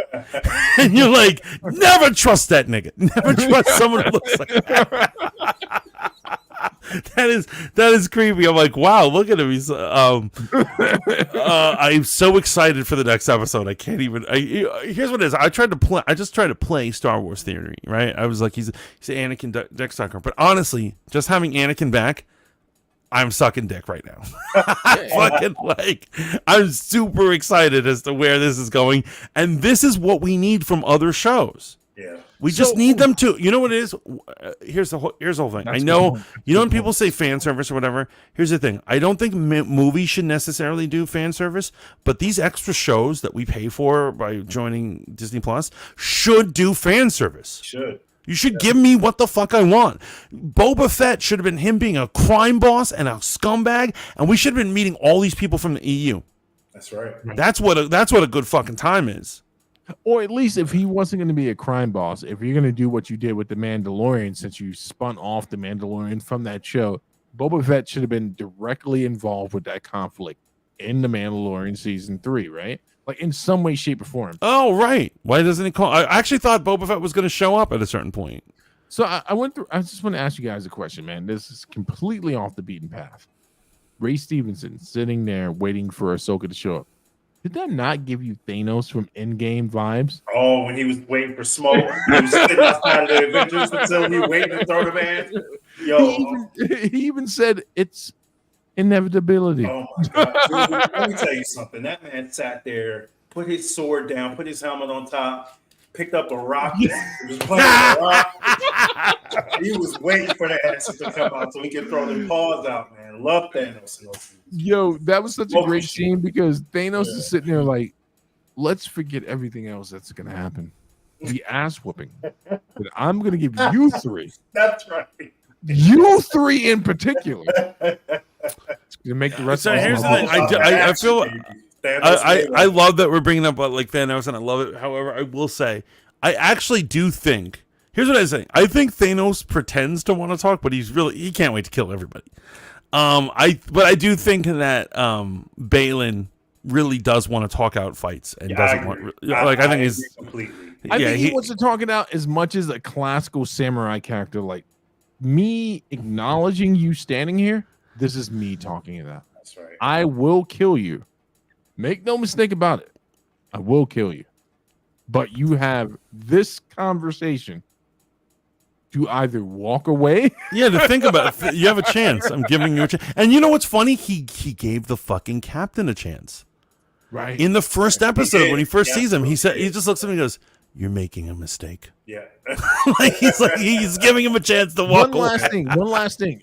Balin pairing the lightsaber strikes. Did you notice? Some people thought this was poor cinematography, poor directing. Did you notice that he's so on point? And this is what I'm talking about when you have like this highly touted character like Anakin. You forget that there are other people who are well established in the Force and their abilities. He was so on point. His sword was waiting for the shot. He wasn't parrying. He's just like, at this point, this is all ceremonial. I know we're going to shoot. Yeah. I know. When people say that, they're like they're shooting at the lightsaber. They have precognitive abilities. Right. They know where. That's how they're able to deflect blaster bolts. They're and parry. So you point out like in a normal sword fight, there's not many parries. You're right. However, these people have superhuman reflexes because they kind of see the future, and so obviously he'd align it where they're going to shoot, or you like it looks like it looks like they're meaning to do it. That's how smooth it is, and so I don't think that's a problem. And once again, haters, like people who hate on the show, will say that they're like it's almost like they're shooting for his lightsaber. It's like shut the fuck up. No, bro. Like nitpicky no. Yeah.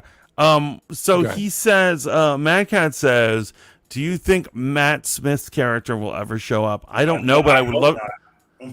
Why? That's more sequel trilogy bullshit. Yeah. No, I don't think he's definitely. He's definitely not showing up in this. However, I really want to see the JJ cut. I really want to see what happened before Disney was like, you're changing a bunch of shit. Because I want to see the Eye of Webbish Bog, and I want to see fucking young Palpatine. So that's the next obvious move for me, right? The next time they do a Tales of the Jedi, right? If we don't get some Sith stories in there, I'm going to be real upset. I didn't watch this, whatever this shit was. I watched Tales of the Jedi. You watched those two? Yeah, it was like 6 episodes, but really 2 episodes because they were so short. The anime shit. What's the anime shit called? Oh, Visions. Yeah. Right. You know what? I kind of this Visions was not as good as the other Visions, but another thing I can't stand is like there were certain Visions from season 1 that I loved so much. I really want to see continued, and I know I'm never going to get more of it. Yeah. No, you're not. Like, the Ninth Jedi was like the Ninth Jedi might be one of my favorite Star Wars stories. Yeah, it was awesome. Where the girl's her father's a lightsaber maker and he gets killed. Right. That was so good, and oh man, but. So here's one thing I want to ask Shaolin directly. Shaolin, do you remember in the extended universe, Mantis, obviously you comment on this too, but this is directly to Shaolin. Other than the Ujang Vong, there was one other big bad in the wide open space. And I'm going to get their name wrong, but I believe they were called the Weirdos or some shit like that. You know what I'm talking about? These are the motherfuckers. They look like fucking Null the Conqueror from Marvel, but they're literally beings who are resistant to any physical attack other than the Force or lightsaber. So they're the exact opposite of the Ujang Vong. Are you guys up to speed on this? They look like fucking ghosts. What are they They called? look like skinny crackhead ghosts. Something, and their literal name says. Now that you say it like that, that is reminding me of something. Are they like from like the unknown regions? I know in Yes. Star Wars, you're never Yes. supposed to go to the unknown regions because that's where all the ghoulish shit is. Yes, All the supernatural. yes. They look like fucking Null. They look like Null. They're skinny and fucking weird. Do you think at any point in this show that Filoni is going to go completely like, hey, there's other shit going on in the universe than the Sith? Yes. So I hope so. I mean, what do you think? I wanted to. I want the story to expand. Courtney, what are you thinking of? I'm just trying to Google real quick to get like an actual picture of what he's talking about. Because I really want them to do more things than the Sith, and that's what I loved about the Yuuzhan Vong is that like they are at least different, and they have like, different motivations. And you know what I found out about the Yuuzhan Vong, and I'm so glad it never went this way. You know, how there's like ideas that happen in the writers' room, but they never get materialized in the book series for the New Jedi Order. They were going on all these books. They did like 20 books on that or whatever, and there was a point where they were going to wrap up the story. And their original thought that when they were like, why don't we make the Yuuzhan Vong original Sith who got mutated to something different? And someone put an next to it. I'm like, I'm so fucking glad they didn't make them Sith. Yeah. But yes, there's all sorts of villains I would like them to fucking see. The Yuuzhan Vong, I really liked them because they were the Force couldn't touch them in any way. Right. I think I don't know if they were lightsaber resistant. I think it's just that they had weapons that were like their stabs that could turn into snakes, like could parry lightsabers. You couldn't like read their minds. You couldn't force pull choke them. You couldn't do any of it. Like a legit threat. Like if the Jedi can't beat these dudes, like nobody can. You know what I mean? Right. So I would love to see that. That's like the next step up. And I always want. I want to see a visual, like a live action visual of the Ratakan. I'm probably mispronouncing them. They're the lobster looking dudes who had they have the stalks when their eyes are here. And they're the ones who created the Star Forge and all that stuff. Yeah. The ancient empire. I would love to see them on camera or something. Some depiction. I found them, but I can't share the picture. God, why? It won't let me. Yeah, send it to me, or what are they called? I'll put it up on the screen. God damn it! Hold on. Yeah, they got like the cone heads and the eyeballs that go out. Yeah, you're looking at the same thing I'm looking at, man. And they were just canonized in the comics, where they were in the EU, and then I know you don't respect the comics as canon, Mantis, but in the comics they just brought these characters in, and they're literally like ghoulish fucking monsters that have them. They're not important. I just want to know from you two guys, do you think that Filoni needs to continue to introduce this stuff? I know you're against retconning the new trilogy, but if we're not going to retcon it and everyone's going off into deep space, do we need to introduce stuff that makes us forget about that shit? Here's what I like about Dave Filoni. Dave Filoni really comes across like a Star Wars fan. Look at the difference in like all the stuff. He's not even just this. I'm talking Clone Wars and everything before. Look at the difference in quality and continuity with all of that versus the sequel trilogy. People who don't know shit probably don't even like Star Wars, who just got a paycheck, right? Right. This man is a fan who makes Star Wars for fans. Period. That's why we got to support him. I agree with you on that. We should absolutely support him. So there's more of him and less of like what happened with Obi-Wan. That's right. When somebody who has no connection with Star Wars doesn't even like it, and they're like, I'm a feminist documentarian. Let me make a fucking Star Wars film. That's fucking stupid. That's right. I agree with you. We have to support them, and Marvel needs to get into this too. They need to stop giving any willy-nilly director or actor a fucking role in their scene. That's gonna erode the brand, right? I fucking feel it. We need more people who are fans, particularly of the extended canon. Because here's what I'm saying: you are not going to be able to have 20 more years of this saga if everything is a Sith. Oh no! Oh yeah, it's got to change. It's got to evolve. Man. Yeah, you got to do other shit. You got to do other things. And once again, like I've said, Mandalorian started 5 years after Return of the Jedi, which means they have 25 years of story that they can fill in before Force Awakens. They're gonna milk the shit out of it, which I want them to milk the shit. Yes. I want them to have all sorts. I want Luke fucking all the bitches. I want all sorts of shit happening, and then they can finally cut it off when Pretty Boy fucking destroys the temple or whatever unplausible shit he does. Maybe we'll see him again, Luke again, before the end of Ahsoka. It's possible. I mean, another Luke cameo. Now that his dad's involved, There you go. anything's up for grabs. Right, man. Absolutely. all right. Are y'all ready to bury this motherfucking Logan Paul? So I'm ready, yo. Let's. you Oh ready my to god, I'm bury ready it? for the dick jokes.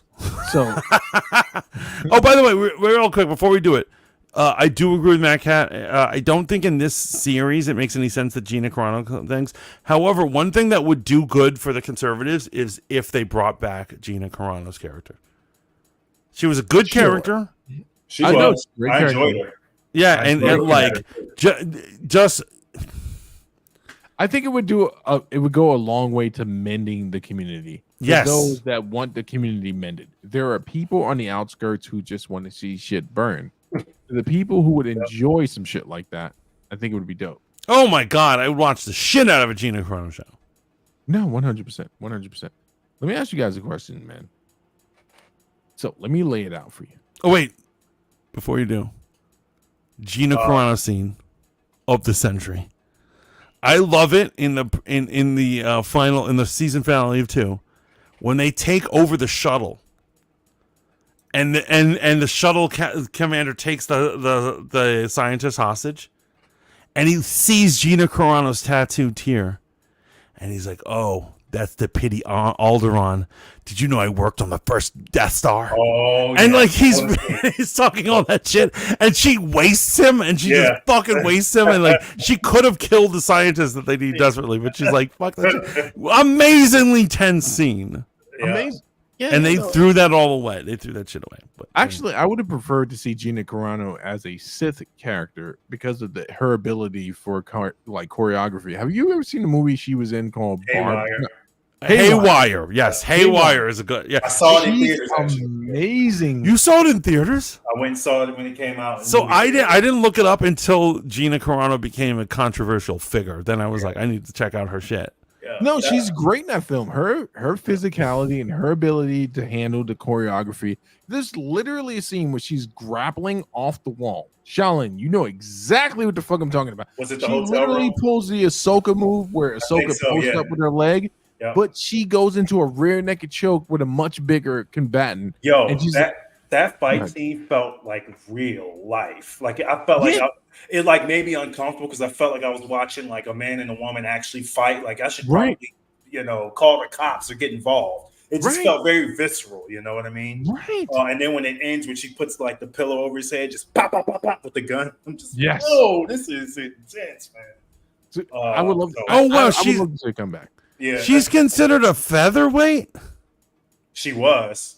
Well, She- so wait, when she lost the title against Chris Cyborg, it was at 145. Gina Carano had no business fighting at 145. Okay, yeah. She should have been fighting at 125. Like, and maybe that's where it actually happened, but whatever weight class it was, she had no business fighting Cyborg at that weight class. Okay. Period. Nobody has a business fight. I would never fight that thing. I'm sorry. Well, except for Amanda, I wouldn't fight. except for Amanda Nunes, who was like, "I'll take it on." Yeah. Like, Amanda Nunes is a different breed, though. yeah, she is. She's She's a different, fucking monster. yeah. She's a monster. Horrible striking. Horrible striking. Yeah. Let me lay it out for you guys. You are both men who experienced love and light in your life, and you've experienced darkness and dismay. Mhm. And after all that stuff, you finally find a young woman who speaks to you on the level where you're like, I love this woman. I am a pariah socially. People hate me, but I love this woman so much. that I Hey, wanna Team celebrate. Mizzle. Wait, on Team Mizzle was here the whole time. This Hey, is Tim. night. Hey, Tim, what up? Night, guys. Okay, night. Sorry, continue. I love this woman. You love this woman, and you're such a social pariah. People hate you, but you're so in love with this woman. You want to celebrate your love for her publicly. And then You sign a contract to fight a guy who may or may not be a real combative artist, right? But it turns out he's a social juggernaut. And after exposing your partner multiple times, some being re-edits, others being actual pictures of men that she's had to be with two backs with. At what point do you tap out and go, hey, you know what? Everything else is going to be for the ring. Okay. Real quick. You cannot let one of your haters turn you from your girl. Unless he's actually fucked her, you cannot let him talk so much shit that you go, you know what? I'm going to break up with my girl. That's fucking ridiculous. Never let that happen. Because you let him win. That's what he wants. That's true. That's true. That's insane. I agree to a certain point. But unless he fucked her, then I'm like. but hold on. Dennis wins either way. He would win if Logan Paul left her, and he wins if Logan Paul stays, because that man looks like the cuckety cuck of cucks now. The only person after that learning wins all from this this, and still staying with her. The only person that wins from this is Adam 22, because Adam is like, because he's eventually. Adam 22 is eventually going to fuck her on camera and make a lot of money off of it. But King Cuck, Adam 22 was like, good sight. Takes the crown off, puts it on top of the brow of Logan Paul, who is now King Cuck of the world, and Adam 22 is absolved. Nobody even remembers what happened to Adam 22 after this. Yeah, because we're all talking about fucking Logan Paul, man. This is insane. Here's the crazy thing, right? I sent you guys the video. We watched it on live on Fanboy and then on this show, which we should probably come up with a name for, right? Actually, you know what I really think we should do? We should all quit our jobs. We should stream 8 hours a day every day. The three of us. I like it. No. We would make a killing. We'd be the next whoever the fuck did it. Steve, 2 weeks in on Monday, man. I'll do the same thing. I have 3 young people who depend on me for food, and I know for a fact they'll go cannibal the first time they look at that cabinet like, no Pringles. You need to bet on yourself. One. You need to bet on yourself. That's what bad friends say to you. They won't let you move. You mean friends who have just polished off a double bottle of wine is on his third. Yo, I'm just trying to say this about this Logan Paul situation in regards to Dylan Danish, right? So you can make an argument that Dylan Danish did all of this, and he's notorious for this, to get out of the fight, right? He released all this information. He's been trolling her. It's not to get out of the fight. If he is, here's what I'm saying. Here's my opinion. If he is contractually obligated to lose, this is how he wins. Because even if he loses, he wins at the end of the day. The social media. I get you. But Dylan Danish has pulled out of many fights. So in case you didn't know this, he's actually signed to Bellator to fight. And he's missed and pulled out of a bunch of fights. Yeah. He's also pulled out a lot of these bullshit exhibition fights as well. Well, not a lot. What do you think of Bellator? What?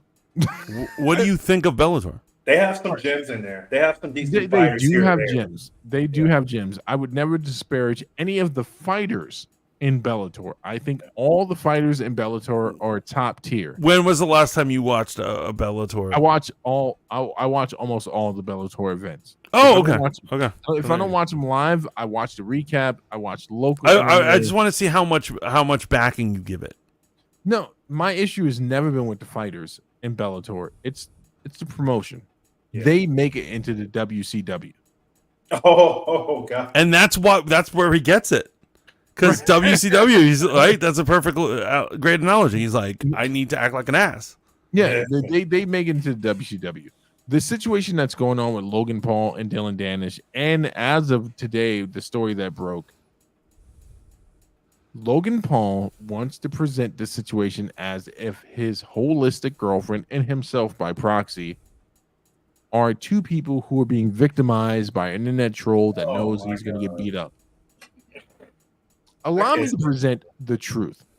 Logan Paul has done the exact same thing to other people. Absolutely. He's a total scumbag. Him and his punk ass brother, both of them.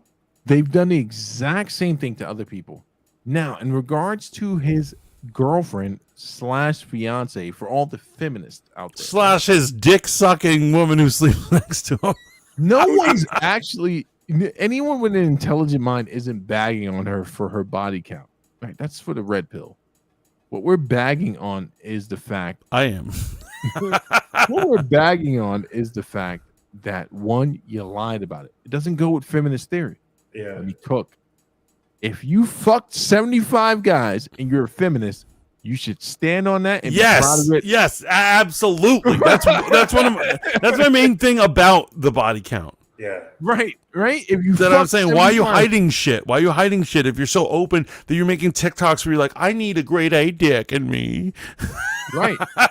And today, I don't know if She's like, and then she needs a grade A dick in her, but then when she meets a man who has money and all this shit, she's like, oh, I've only been with 3 guys. Wait, so here's the next thing. I don't know if you guys are aware of this. She's actually suing Dylan Danish and placed a restraining order on him. So there's going to be all show and pomp, because here's the deal, right? If it's a physical restraining order and he can't be within a certain amount of feet of her, he can't show up to the fight. So all 3 of them could be in cahoots. We have to acknowledge that, right? So Like, yeah. That's the good point. So No, wait. Okay, do your thing. Oh no, I was just gonna say I did hear that earlier, Steve, and it was from our Asian brother, the Chica, was it the Cheek? The dude who mocked the shit out of him in our last episode. The Cheek Slaying headquarters. That's his name. No, I did hear it from him. So here's the thing. If this is the move, I don't think it's from all 3 of them, because remember, Logan Paul successfully all the time hires people to take beatings and falls in the ring all the time. Absolutely. So why he would want it to end, he wouldn't want it to end. Right? And so I don't see why he would want it to end, which means I think that it's probably legitimate. However, if they use that as a means to keep him out of the fight, that is the most pathetic, low-life shit. And I hope somebody fucking stabs Logan Paul in the streets. So, While he's getting his mother's denture cured. Or whatever the fuck this motherfucker is to, yo. What the fuck? That was oddly specific, man. The devil. Make sure you got an alibi when it actually happens. He's gonna be stabbed to death, and there's gonna be mad denture cream all over the place. Wait, go ahead, Shaolin. Cook. Oh no! I was just gonna say, does she actually have a case here? Because what is he really doing? Is he just telling the truth? Is he only just telling the truth? Like what is he doing? That is so bad. A lot of the posts I've seen, it's not him. Here's what it says. He doesn't say, she fucked this nigga. Right? What he says is, here's blah, blah, blah with so-and-so. And we all fill in the blanks.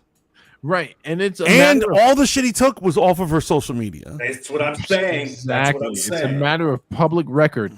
What you're seeing here is, Shaolin, I don't know if you know this, right? I at one point worked for wealthy people. And one thing that I know about wealthy people is they sue at a drop of a dime. Right, for anything. They sue at a drop of a dime with no hopes of winning the lawsuit. This is a matter of damage control. I got you. So she potentially may have placed a suit in understanding that, one, everything is a point of public record, right? Anything he's posted, most things he's posted have been a point of public record. The actual suit has to prove that he is posted something that is damaging. The one thing she has is attempting to hold him on the hook for is that he may have, and this is the point of it, publicly acknowledge something, video that confirms something that he's claimed that he should not have. Yeah. And this is where it gets weird. Allow me to break it down, right? So if I put a bunch of pictures up of Mantis with a bunch of whores, right? And these are the whores that he has, his encounters on social media. My harem, I like to call them. That's fair play. That's fair use. Right. But if I have exclusive access to something that he did not know was uploaded to the internet, like a sexual encounter, then I have done something illegal. But I obviously I can't check all. This guy posts so much I can't check. But and nobody's going to. But here's the problem, right? In the court of public opinion, if I have said footage of Mantis, even though he's not aware of it, and then I actually know that it exists and I have it, that makes it real. So what game is Dylan Danish playing here? I have a video of you sucking 90 glizzies, allegedly. That's not what he's claiming. You're saying that you should not have that video because I did not make that public. But by saying that, I am acknowledging that I sucked 90 glizzies. You understand what I'm saying? I love that he used glizzies. No man in America can eat hot dogs comfortably anymore. And I think that's a damn shame. The other day, I got a hot dog from 7-Eleven. I got it, put relish on it, some onion. Yo, that's what Future said. Future said in an interview. Future said in an interview, he says that no self-respecting heterosexual man will eat a banana or a hot dog. Yo. I had sauerkraut, onions, jalapenos. This is the best hot dog you've ever seen leave 7-Eleven.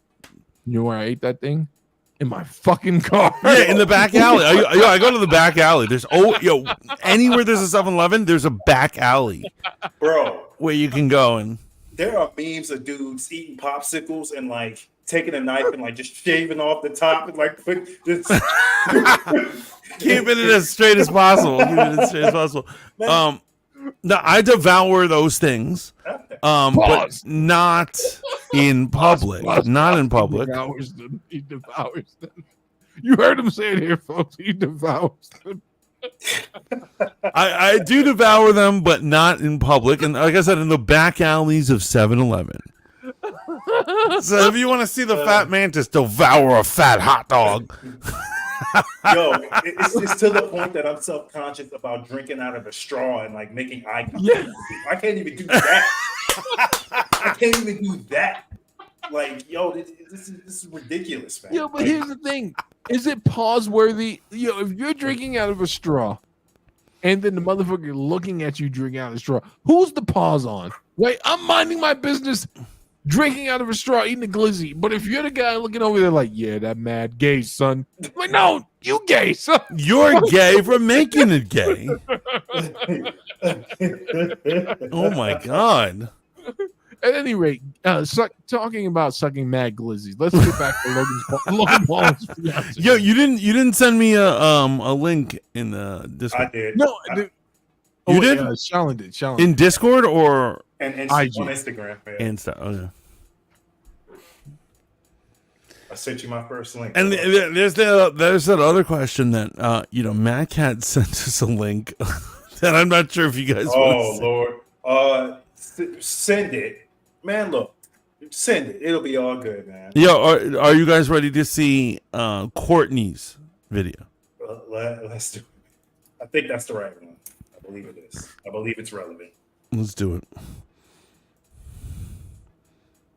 Future is a fuckboy, absolutely.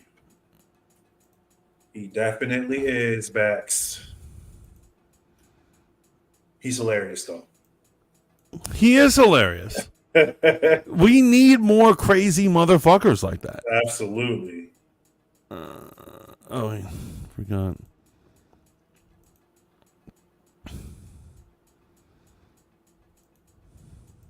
Oh my God. Yeah. Lizzie Gobbler. Welcome back. You ready? Ready. You ready to see this shit? Let's do it. Oh, Lord. There's a girl. She got like 70 bodies, but you and her really connect. Would you marry her? Bro, why are you dissing Logan Paul? Aren't you cool with him? All right, come on, Sneeko. I thought you're friends with Logan Paul. Why would you just like directly diss him like that? That wasn't even sneaky. That was very obvious. Bro, what the You knew everybody she dated? There's like 5 of them. 5? Well, that's the thing. The pictures, if you look, they're just like repeat pictures or Like some good names on there. Leo's the impressive. Son, yo, come on, bro. Come on, son. Like, this is, I agree. that's the GOAT. You I can't agree. be upset about that. I love Inception. Thank you. Why are you He lying? said, "I love It's like 5 every Inception." hour. Like that has anything to do with anything. Especially since the movie's theme is about going deeper.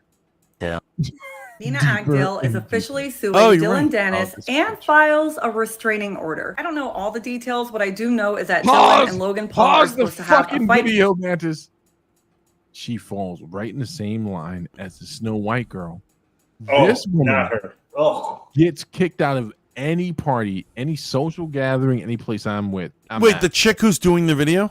Yes, because it's not because I don't want women to speak their minds. I would stop a red pill nigga from saying some dumb shit, and then I would turn and look at this bitch like, you gotta go. You're killing our vibe right now.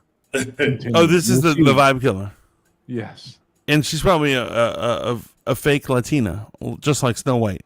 ooh, yikes! Yo, so Facts.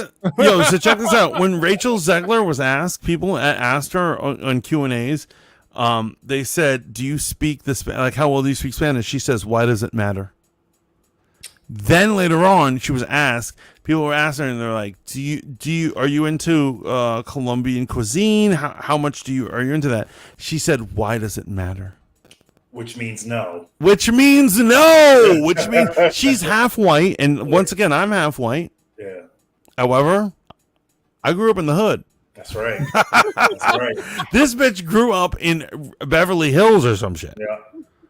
And so you better believe there ain't no Colombian cuisine going through there, yeah. She's definitely eating caviar for sure. Yeah, but she's playing it up like she's a Latinx girl. And you know, as soon as someone says they're Latinx, you know they're not really Latin. But anyway, let's look at this bitch. Next month, and I guess to rile him up, he started posting a whole bunch of stuff about Nina Agdale's dating life on Twitter. Well, it's clear she's had enough because she went to the courthouse today and she says that Dylan has posted despicable things about her more than 250 times since his fight with Paul was announced earlier this summer. In her suit, she says she suffered humiliation, emotional distress, and reputational harm, alleging that one post Dylan made on August 11th in particular violated federal and state law. Apparently, he threw up a schmexually explicit image of her that was taken from a romantic encounter she had with a person more than 10 years ago. And when he posted it entirely uncensored on his Twitter account without the plaintiff's consent. Later that day, he reposted the explicit photograph in order to maximize the number of views it Wait, hold on. The question is, how did he get it? Where was it originally? Why does he have access to it? What does it matter? You posted it, bitch. That's what I'm saying. That's what I'm saying. If she posted it, that's my argument. If she posted it on social media and he's just reposting or taking it off, how could he be to blame? Exactly. Yeah, and this is the problem with the very theory of slut shaming. No one's shaming you for being a slut. What you're getting called out on is the fact that you tried to pretend that you're not a slut. Oh, Which right, is that too. But contrary. I will call out sluts. Well, listen, have I ever told you about my slut campaign to open a preserve where they can have a safe place to exist? Right? We're gonna make it in a certain point in Jersey. No work is going to be done. There's going to be fucking all day long. It's called Ho-Hocus. Have you been to Ho-Hocus, Jersey before? Okay, we will see. Good charity idea. received. He only agreed to delete it because Logan Paul threatened to cancel the fight. Nina added in the suit that many of Dylan's other posts have upset her, including a tweet he made on August 28th that she says showed a video of her from more than 6 years ago where she talked about her desire for intimacy during a period of celibacy. She claims the video was stored deep in her Snapchat archive, suggesting that he had hacked her personal account. No. Whoa.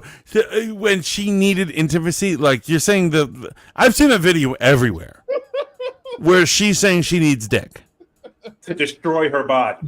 To destroy her body. That's what Yes, she said. yes, you know it. So everyone knows. Everyone fucking knows it. There is no way he hacks shit. He just looked deep into like not archives, but he looked deep into her fucking Snapchat. Yo, But I another love- fucking thing, this is fucking for all of you and everybody. If you don't realize, when you put it on the internet, it's really It's for there everyone. There's no forever. fucking That's right. like privacy. There's no privacy. I love that the person narrating this video is framing it as if this dumbass motherfucker Dylan Danish has the ability to hack people's phones. I know. Oh yeah, that's a good point. Yeah, that's so. he's a breath away from being functionally retarded, right? Yeah. Continue. or had obtained the private video from someone who had done so. She's asking for That's the crux of the unspecified lawsuit. damages, but wants no less than $150K per violation of the federal law prohibiting sharing of intimate images. As far as the restraining order goes, she's asking a judge to bar him from posting sexually explicit images of her going forward. This Because one seems like a apparently bitch. he's been threatening to release more. As far as Dylan goes, he's apparently been very unapologetic. My opinion on this is play stupid games and win stupid prizes, and good for Nina. Let No, me you- make this abundantly clear. Here he goes. I am not a lawyer, Here he nor is. do I have a law degree, but I do have some damn common sense. And the pictures are public, so by law, Dylan Dennis has the right for fair use. So I doubt Nina will actually have a case, because if the pictures are public and the information is true, what can she really do? I don't really think penises are that pretty, so I prefer you to hide it inside casually. Oh, Logan, your girl dated a riffraff? This is bad. This is as bad as it gets. This man here is named Dylan Dennis, and he might just be the most diabolical person in the history of the internet. History! So Dylan Dennis and Logan Paul have a boxing match set up for October, right? And Dylan Dennis took this opportunity to expose the dog sausage. The dog sausage out of Logan Paul's fiance. And it's bad. Very bad. Since this fight has been announced, Dylan Dennis has exposed 57 different men that Logan Paul's fiance has been with. 57. And most of them are celebrities that you and I both know. Yo, I love this host right here. It's great. Leonardo DiCaprio. Also including musical artist Adam Levine. Of course, Adam Levine has fucked everyone. Oh my. I'm mad already. How long has it been? 4 seconds. Love you so much. But you I can't. Why? Yeah, I'll tell you what in a second. Oh God, he's. I don't want to do the body language breakdown, but please rewind 5 seconds. Just tell us all we need to know. You are the love of my life. You're the girl of my dreams. I never thought I'd find you. Oh, fuck off. Fuck off. The fuck? Now that I have, I never want to let you go. I'm sorry I'm being such a pussy. The first time it was honest. When Logan Paul said, I never thought I'd find you. I never thought I found you. Well, everyone else in Hollywood did.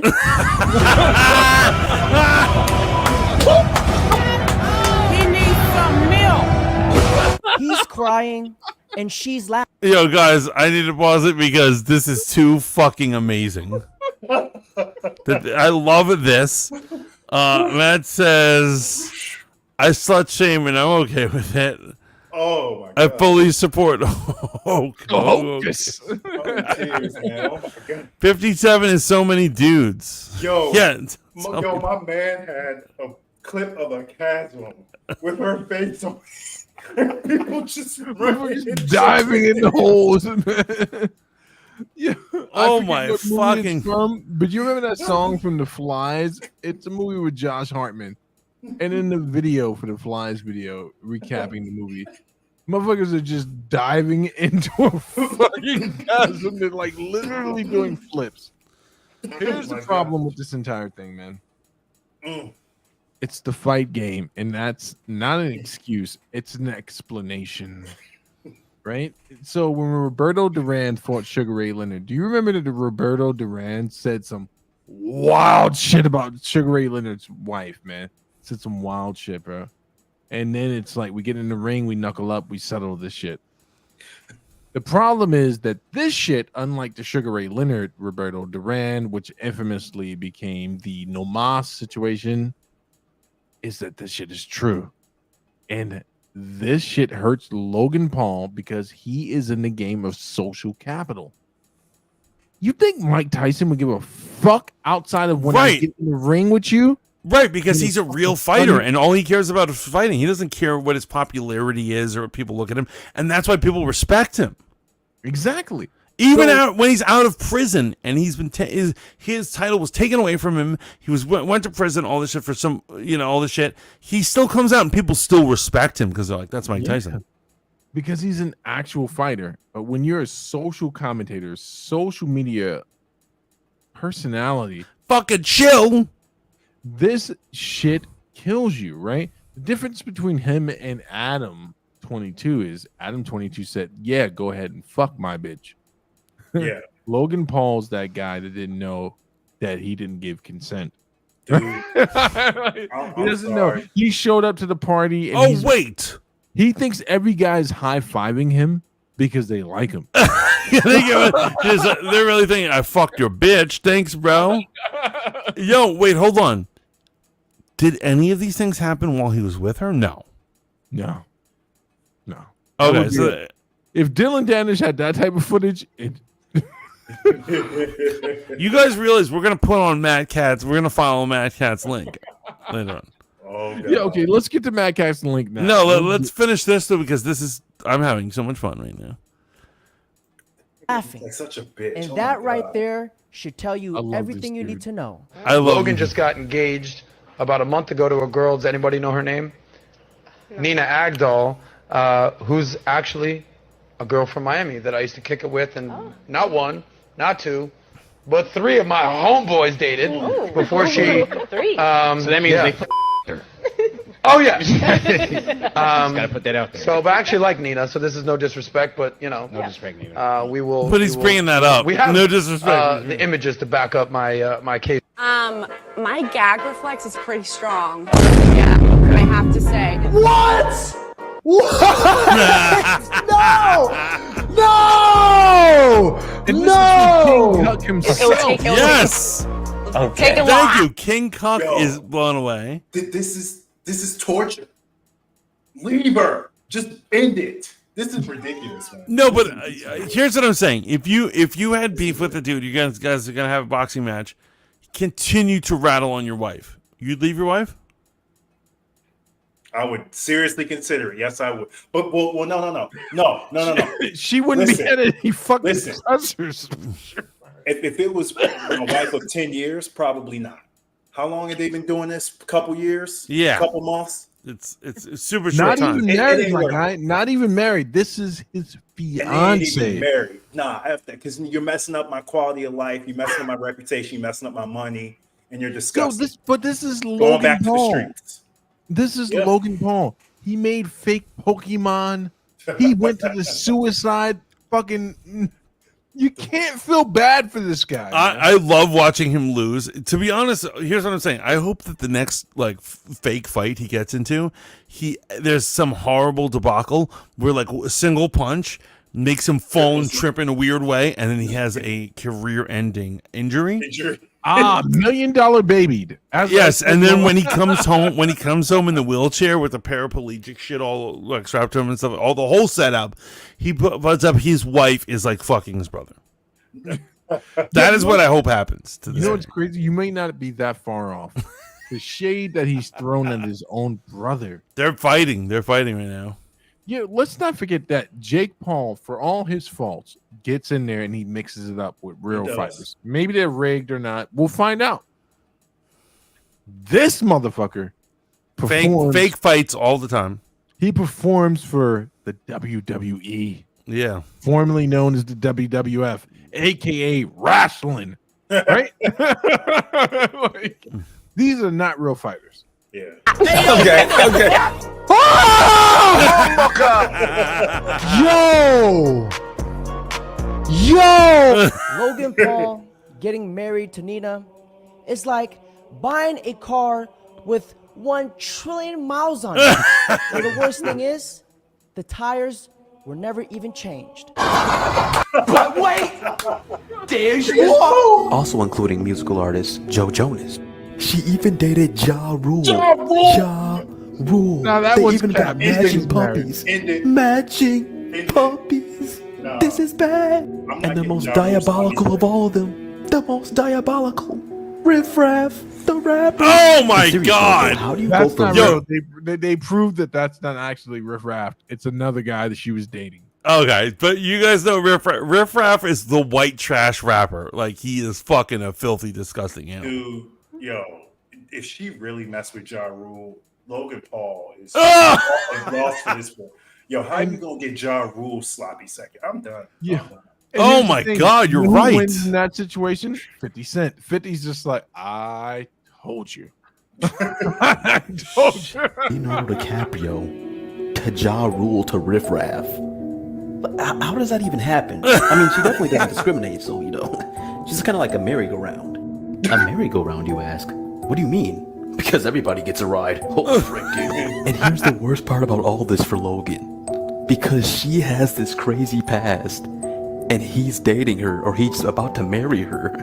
His name is getting dragged through the mud for it. That's an L. This is probably the best example I have ever seen in my entire life as to why you want to know a woman's past before you take her serious. Because his name's getting dragged through the mud because he didn't do his research. Because you gotta think, that is 57 men that they've just found. And these are all people that are like known throughout like the celebrity world. That doesn't include like regular people that we've never heard of. It only really includes like celebrities and stuff like that. So there's probably way more we don't even know about. Not to mention that Dylan Dennis is still dropping these. He drops like 5 a day. Yeah, that's a lot, bro. Logan. You might want to call off that wedding, bro.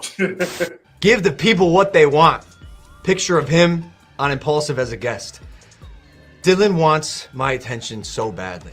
He wants to be me so badly. He's photoshopping pictures of my fiance with him because he reeks of jealousy. But I just don't feel like giving this scumbag a platform. And this not my motherfucker's platform. on steroids. I even regret putting him in this position to fight me because he's getting so much attention and he doesn't deserve any of it because he's a piece of shit. So yeah, I'll never have an on Impulsive ever. We never had a conversation about him coming on Impulsive.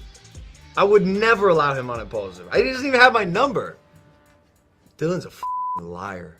Logan has absolutely zero right to call anyone a liar because he did this.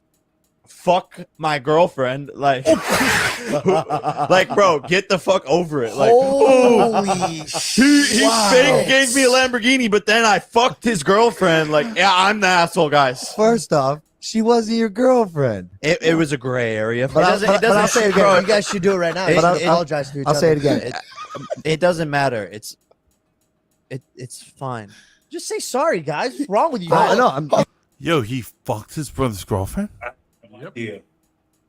No. The Legend of the Falls, his brother's girlfriend. Oh my God. I'm genuinely sorry. Logan has no dignity, no self-respect, and zero honor.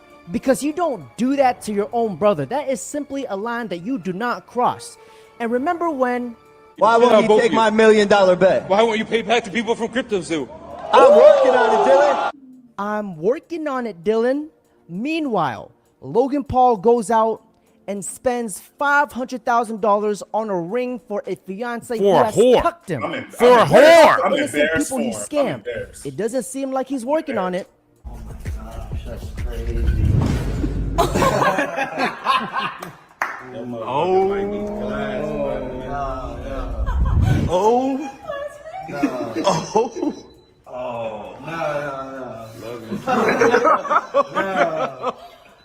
Wait, we have the certificate. Wait, hold on. We got a certificate. Wait. What's going on here? Where is your... What's going on? It's a joke. It's a joke. Let me test Wait, it. how do we know? Let's actually test it. You gotta put it on. Yeah. What do you mean? It's real. We can all agree that Logan's wife is here for the money. And Our remember this, wife. gentlemen. That's what we can motherfuckers are never calling turn her on a the hoe internet. into a Our housewife. wife. Yo, fucking I'm having so much fun watching him suffer. Yo, play the last few seconds. I think he's gonna hit a zinger. Hold on. I just want to hear. And on that note, that's it for today's video. Okay. Don't forget to like, comment, subscribe. How is he a grown man watching had as a kid. Like, you know what I'm saying? Like, that's some shit we gotta fucking address. He's got a variation haircut of the haircut he had when he was like 16. It's fucking weird, bro. It's fucking weird. Wow. Yeah. It just makes me just appreciate my life. Yo, when is the fight? I have no idea. I'm not even October something, but what is the October date? Man, let's be real. Are you paying for this thing? No, I bootleg them all. I have sites. I have websites. But I'm saying I'm gonna watch it. Are you not gonna watch it? Yo, no. I mean, it's just like when someone builds up a ugly chick to me. Like, I'm like, oh, she's the best. I'm not showing up to the party for that bitch. No, this isn't about fucking his whore wife. This is about watching Dylan Dennis beat his ass. If No, Dylan Dennis is going to lose the fight. Obviously, it looks like I feel like he should normally. He's However, a grappler. He's a grappler. He has no striking. So Even your money is on him losing. Oh, 100%. Like, I've seen Dylan Dennis attempt to strike and hit mitts, like video playback, and I'm like, if anyone's primed to get knocked out in a boxing match, his grappling's not going to help him here. He cannot strike. The man cannot strike. So you are on record for saying he will lose. I'm on record of saying that he's more than likely going to lose. He's a fucking jiu-jitsu black belt extraordinaire player. He's not a striker. So in the boxing match, how good is his jiu-jitsu going to be? That's true. I'm sorry, though. He won the war. He won the war. He did win the war. Even if he gets knocked out, he has won. He won. He won. Yo, Logan can't go to IHOP with this bitch and not be like, yo, think about it this way. You signed up for a fight. You're going to have a fight. And this guy mocked you so much that your relationship with your fiance is damaged. You're not even sure if you want to marry her. Imagine that. Yo, it's to the point now, if I was Logan Paul and I walked down the street and the old man just was like, afternoon there, miss, I would think, like, yo, did she fuck with him? Like, why is he talking to her? Like, yeah, you know what's crazy? Logan Paul just validated the red pill in a big way, right? Because his red pill arc is going to be epic if he loses the fight. If he loses, he could become a red pillar, maybe. His only option would be red pill. He has to blame it on the distraction of not knowing he was with a whore. Like, that's where this is going. If he loses, he has to blame it on that. It's like, I am a high caliber man. I didn't know I was with a low caliber woman, and that's the entire story. Either way it goes, Dylan won, Logan's got it out, and this bitch is going back to the streets. You think she's going back to the streets after this, or do you think Logan's still going to marry her? Oh, he's still going to marry her. They're going to have disease-ridden, alopecia-having motherfucking children. He's going to marry her for sure, man. Because he's that type of guy. He marries that girl that we all know. You're like, yeah, I don't know, man. I don't know.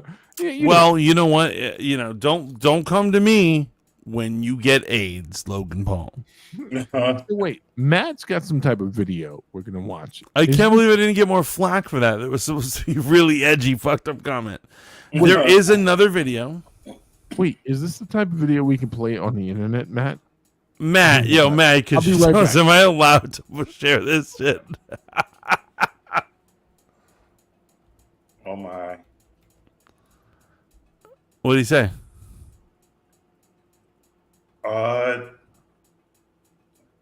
Why don't you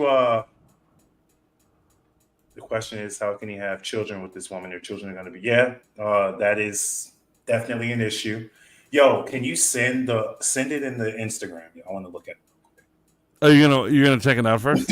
I will validate. I will be the guinea pig.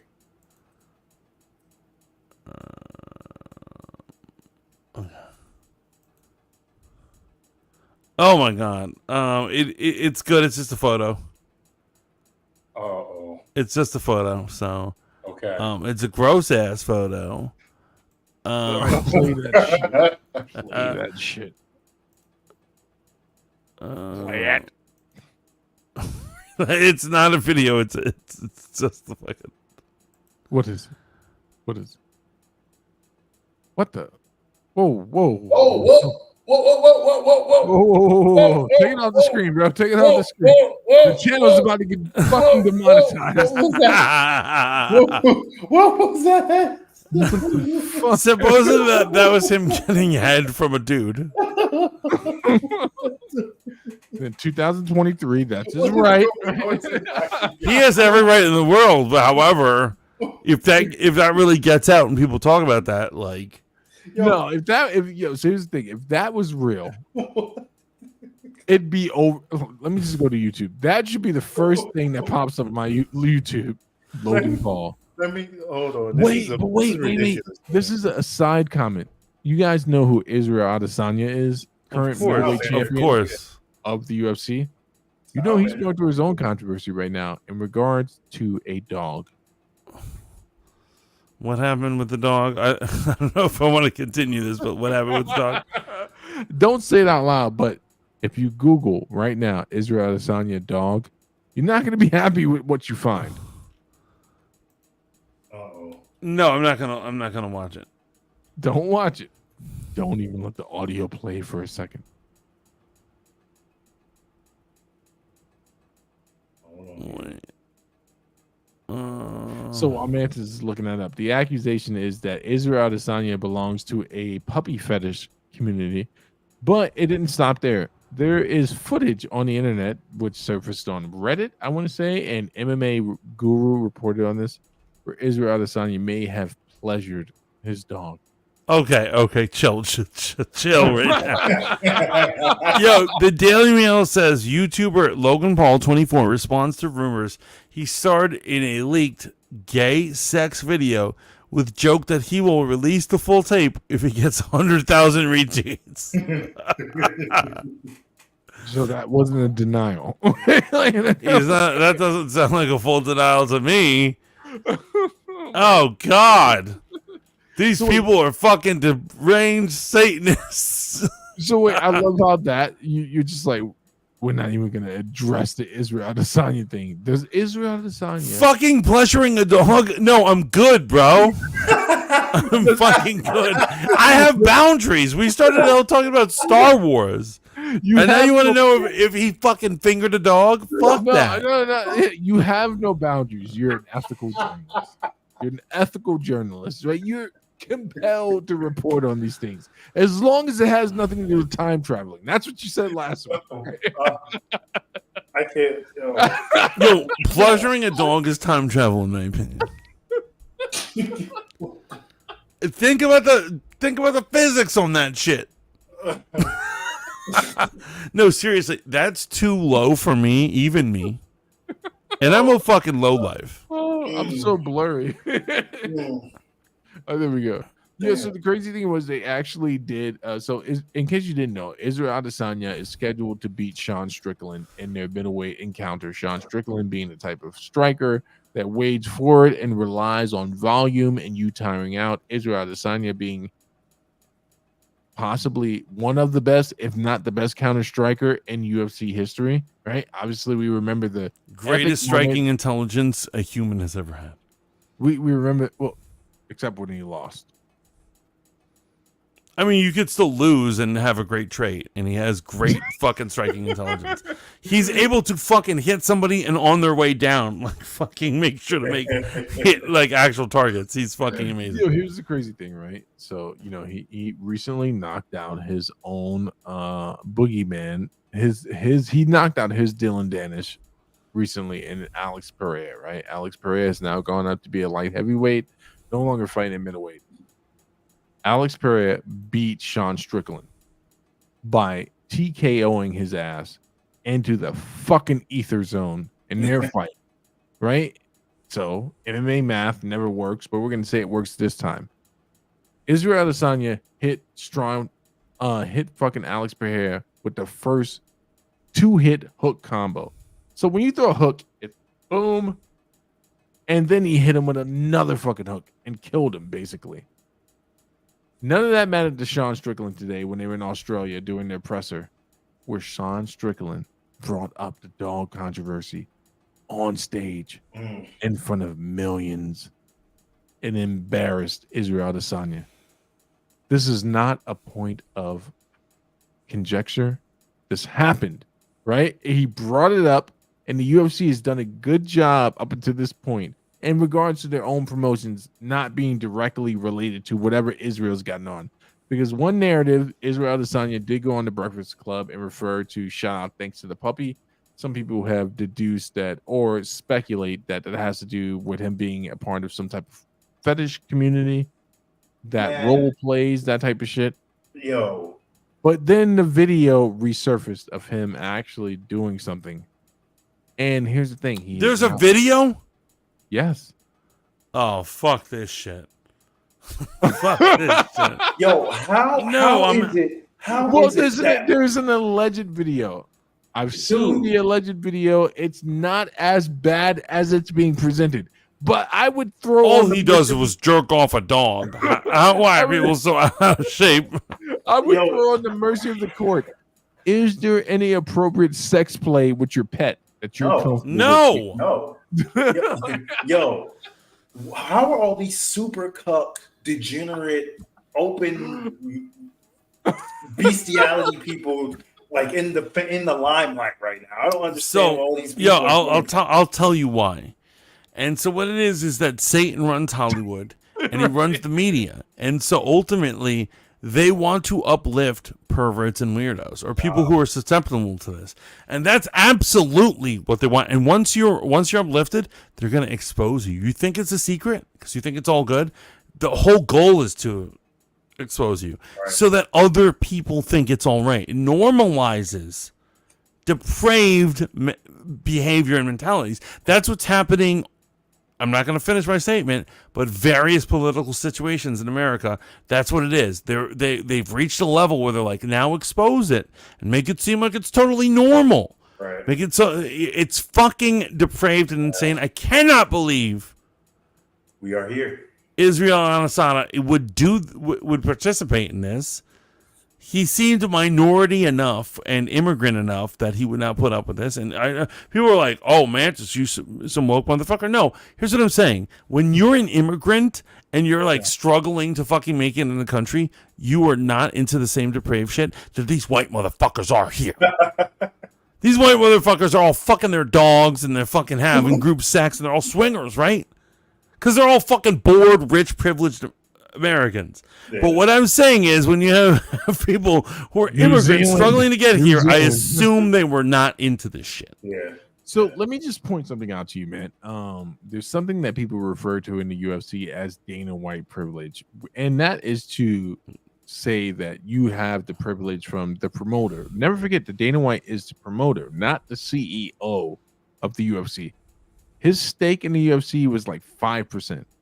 The Lorenzo brothers, when they bought it, when we all were growing up, you remember we used to watch fucking Pride in UFC, real no holds bar blood sport shit, which by the way is a fluke. Those guys are out, right? So to say someone has Dana White privilege means you have the full backing of the promoter. So in boxing, there are many promoters. For the UFC, there's one. And if you don't get signed off by this one promoter, you may never have your Ronda Rousey, Conor McGregor, John Jones, Khabib moment. This guy could control. I bet he gets a lot of head. Well, he smacked his wife. He's the most powerful man in the industry. He smacked his wife publicly, and it was reported on New Year's video. I remember seeing it. When you see it, you understand it. It's you understand it. But in a culture that does not care that she smacked him first, he's one of 3 people to survive being canceled. Obviously, the other one being Donald Trump, right? The whole thing with Izzy is so interesting to me in this regard. Sean Strickland blew it up at the press conference, but the UFC didn't even feel the need to make a statement on it. Right. Fuck PETA, fuck all of you. This guy makes us racks, and we pay him racks. It's going to be very weird, man. It's very weird. Same thing with Conor. Yo, Go ahead, brother. Wait, what about Conor? No, Conor has no dealings with dogs. Oh. Woo! McGregor, Oh, Conor McGregor. Jesus Christ, sweet mother of mercy. You had me scared right there. Conor But- McGregor might have been, he was close to being the first fighter since the inception of the USADA era of the UFC, the guys who test for steroids. He almost got out of the 6-month testing pool. Like literally, I think it was that close to being on the table where it's like he's supposed to be fighting Michael Chandler. Connor's saying we're fighting this date, but if they fought that date, that would put him outside of testing. And I really do think, knowing what I know about marketing, the UFC is like, let's see what happens, how people respond. So we'll have Connor say, hey, we're going to fight this date, which puts us out of the testing pool. I've got crazy news for all of you, for my fellow podcasters, for the people in the chat. He's going to take a shot at MMA right now. No, not MMA. Hey, like basically every major league sport, every other thing, they are all on fucking steroids. You know why? Because there's too much money at stake to not be. Yeah. If you play, you think there's some person who's gonna like, you know what? I'll take third place as long as I do it honestly. Shut the fuck up. This is millions of dollars we're talking about. All these motherfuckers are on steroids. Baseball When Congress did a thing about baseball, of course they're all on steroids. A fucking course. But bro, it's not even a surprise anymore. I wouldn't care. Like if you're playing basketball or baseball, take steroids. No issue, right? Your roid rage might get you ejected from the game. But if you're playing hockey, right? If you're playing football, judo, anything that's physical in nature, I'm against steroids in that sense, man. But I'll say this. You can take all the steroids you want, as long as you're not the UFC fighter that is associated with jerking off his dog. I have to say, I'm so disgusted by this subject. I'll talk about anything. Like the fact that Logan Paul's wife has sucked at least 57 dicks. Right. Is totally cool. Yeah, but one man jerking off his dog is disgusting. I can't deal with it. You know what's great, man? If she did pleasure that many men, who are you to judge her, Mantis? Shut the fuck up, nigga. Yo, I cannot stand. I remember it wasn't until I went to that, the app we don't want to talk about. When I would say, I'd just be myself, and people would be like, well, you can't kink shame. And I'm like, what? And like people were saying crazy shit. And I started to realize I was like, I can kink shame. And this is my show. And I will kink shame. And here's what I'm saying. If you have some sort of weird fetish, you want to jerk off a dog, don't get caught. Keep it the fuck off my show. You know what I'm saying? If you're going around jerking off dogs, you're getting caught, then fuck you, asshole. Well, let me ask you a question. If you're a furry, if you're a weirdo, if you like weird shit, people are like, yo, we're in a whole fucking poly. We've got 5, what is it, a quintex or whatever the fuck it is. Fuck you. Get the fuck off my show. You're a weirdo. I hope you get a disease. Let me ask you a question. So weirdos aside, let's look at a guy like John Jones. Never been associated with weirdo behavior. You're gonna say he's in a quad, aren't you? No, never been associated. Never been associated with weirdo behavior. Right, greatest to ever do it. But John Jones did one night get busted. Right, we're only going to talk about what's reported. Fleeing the scene of an accident that he caused, which broke the arm of a pregnant woman, and the cops found weed and Viagra in his car. And I'm a John Jones fan. And when that shit first broke, I was like, why was that bitch out at 4 a.m? Pregnant people don't go. Why was a pregnant bitch? Why would you they let her drive? That's another question I have. But yeah, no. Yeah. Why are they letting her drive? That's crazy. That's good. America has gone to the dogs. Oh God! I brought up. Yeah. All right. Well, thanks everybody for tuning in to this episode of Fangirl School, where we bring you all the updates on bestiality, super cucks, and Star Wars, and everything in between. Thank you, Courtney. Yeah, Shaolin Iceboxer is correct. I had a good time. Did you guys have a good time? I had a great time, man. Great time. So man. predictions for Ahsoka. Courtney, hit me with it. Predictions. Man, look, it's hard for me to really tell. I don't know, man. I really don't know. It's like man just said. It's just too fresh. I can't predict it, man. So I'll just hang out for the ride and see where we go. That's a good Okay, place I to be. have a prediction. Okay. Ahsoka's gonna jerk off a dog. Logan Paul is the reason Palpatine's back. Right? Oh my god! Honestly, I really hope Logan Paul gets really injured horribly in his fight. That's my closing thought. I really hope he gets horribly injured, has problems walking or speaking or whatever. So you want him to get $1 Million Baby, but no predictions on the Ahsoka. You don't. I can't figure it out. Other than the dog jerking off, I can't figure it out. So I'm gonna say my only prediction for the 5th episode is it's gonna be slow, and I don't mean that in a bad way. So we got like this heavy lightsaber duelist like themed episode in 4. I think number 5 is gonna be very slow. I'd be surprised if we see a lightsaber get drawn. I think it's going to be more, unless it's something to do with Anakin and his flashback. I think it's going to be more about flushing out the story of Thrawn and Ezra, and to bring it back to dog fucking. Let's make it weird. Let's make it weird here for a second, right?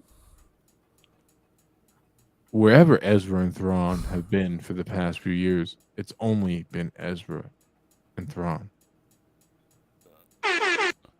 What the fuck? What the fuck? Is this the podcast I'm on right now? Yeah, I'm just saying. I just want to keep it a buck. You were talking about Luke getting laid. I want to prepare you for the inevitable fucking. How funny would it be when they show up and they're in bed together and they're just like, holding we're hands. a couple now. I'm just trying to prepare you, man. You're always scared about the next woke thing around the corner. Yo, quick thing, real quick before I just had to do it. I went to Nina Agdal's Instagram and I was just clicking on the photos.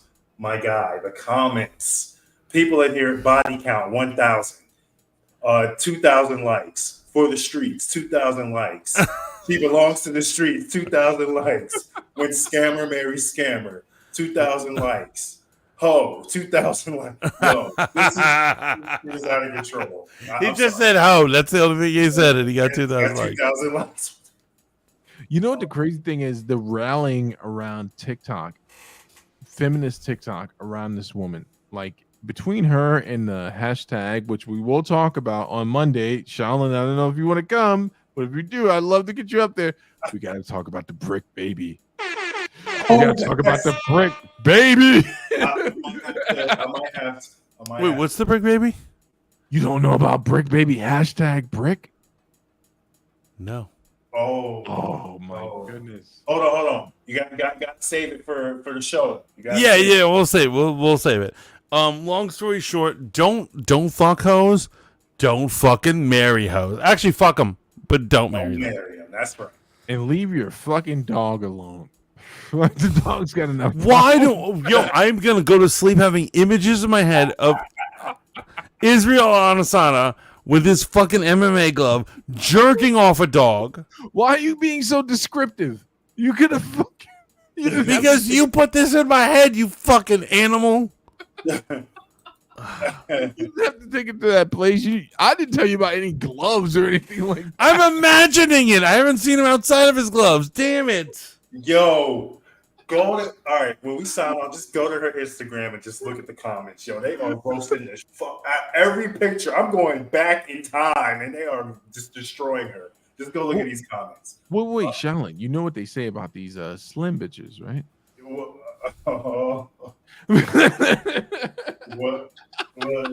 they say, brother? We'll save that, man. But those skinny women. Yeah. Wait. Well, I think I know what you're gonna say about skinny women. Yo, I used to not be about the skinny bitches. I've learned to appreciate them. That was like 3 weeks ago when you denounced them. Yeah, in the last 3 weeks, I thought about it, and I started looking at shit, and I was like, I could hit that. He's enlightened. Exactly. You don't want to be ignorant. You don't want to close yourself off. You know what I mean? You're right. It's 2023, man. If your partner has 75 nondescript combatants on her record, who are you to judge her? For God's sake, she sucked Leonardo DiCaprio off. What have you done? that can compare to that in life. Oh Right. God! You know what? Perfect quote Now to that end it. now that you're saying it, Perfect. like I don't know if I could be cool with her, even if like my enemy was putting on the Sanford. If I really thought it was real.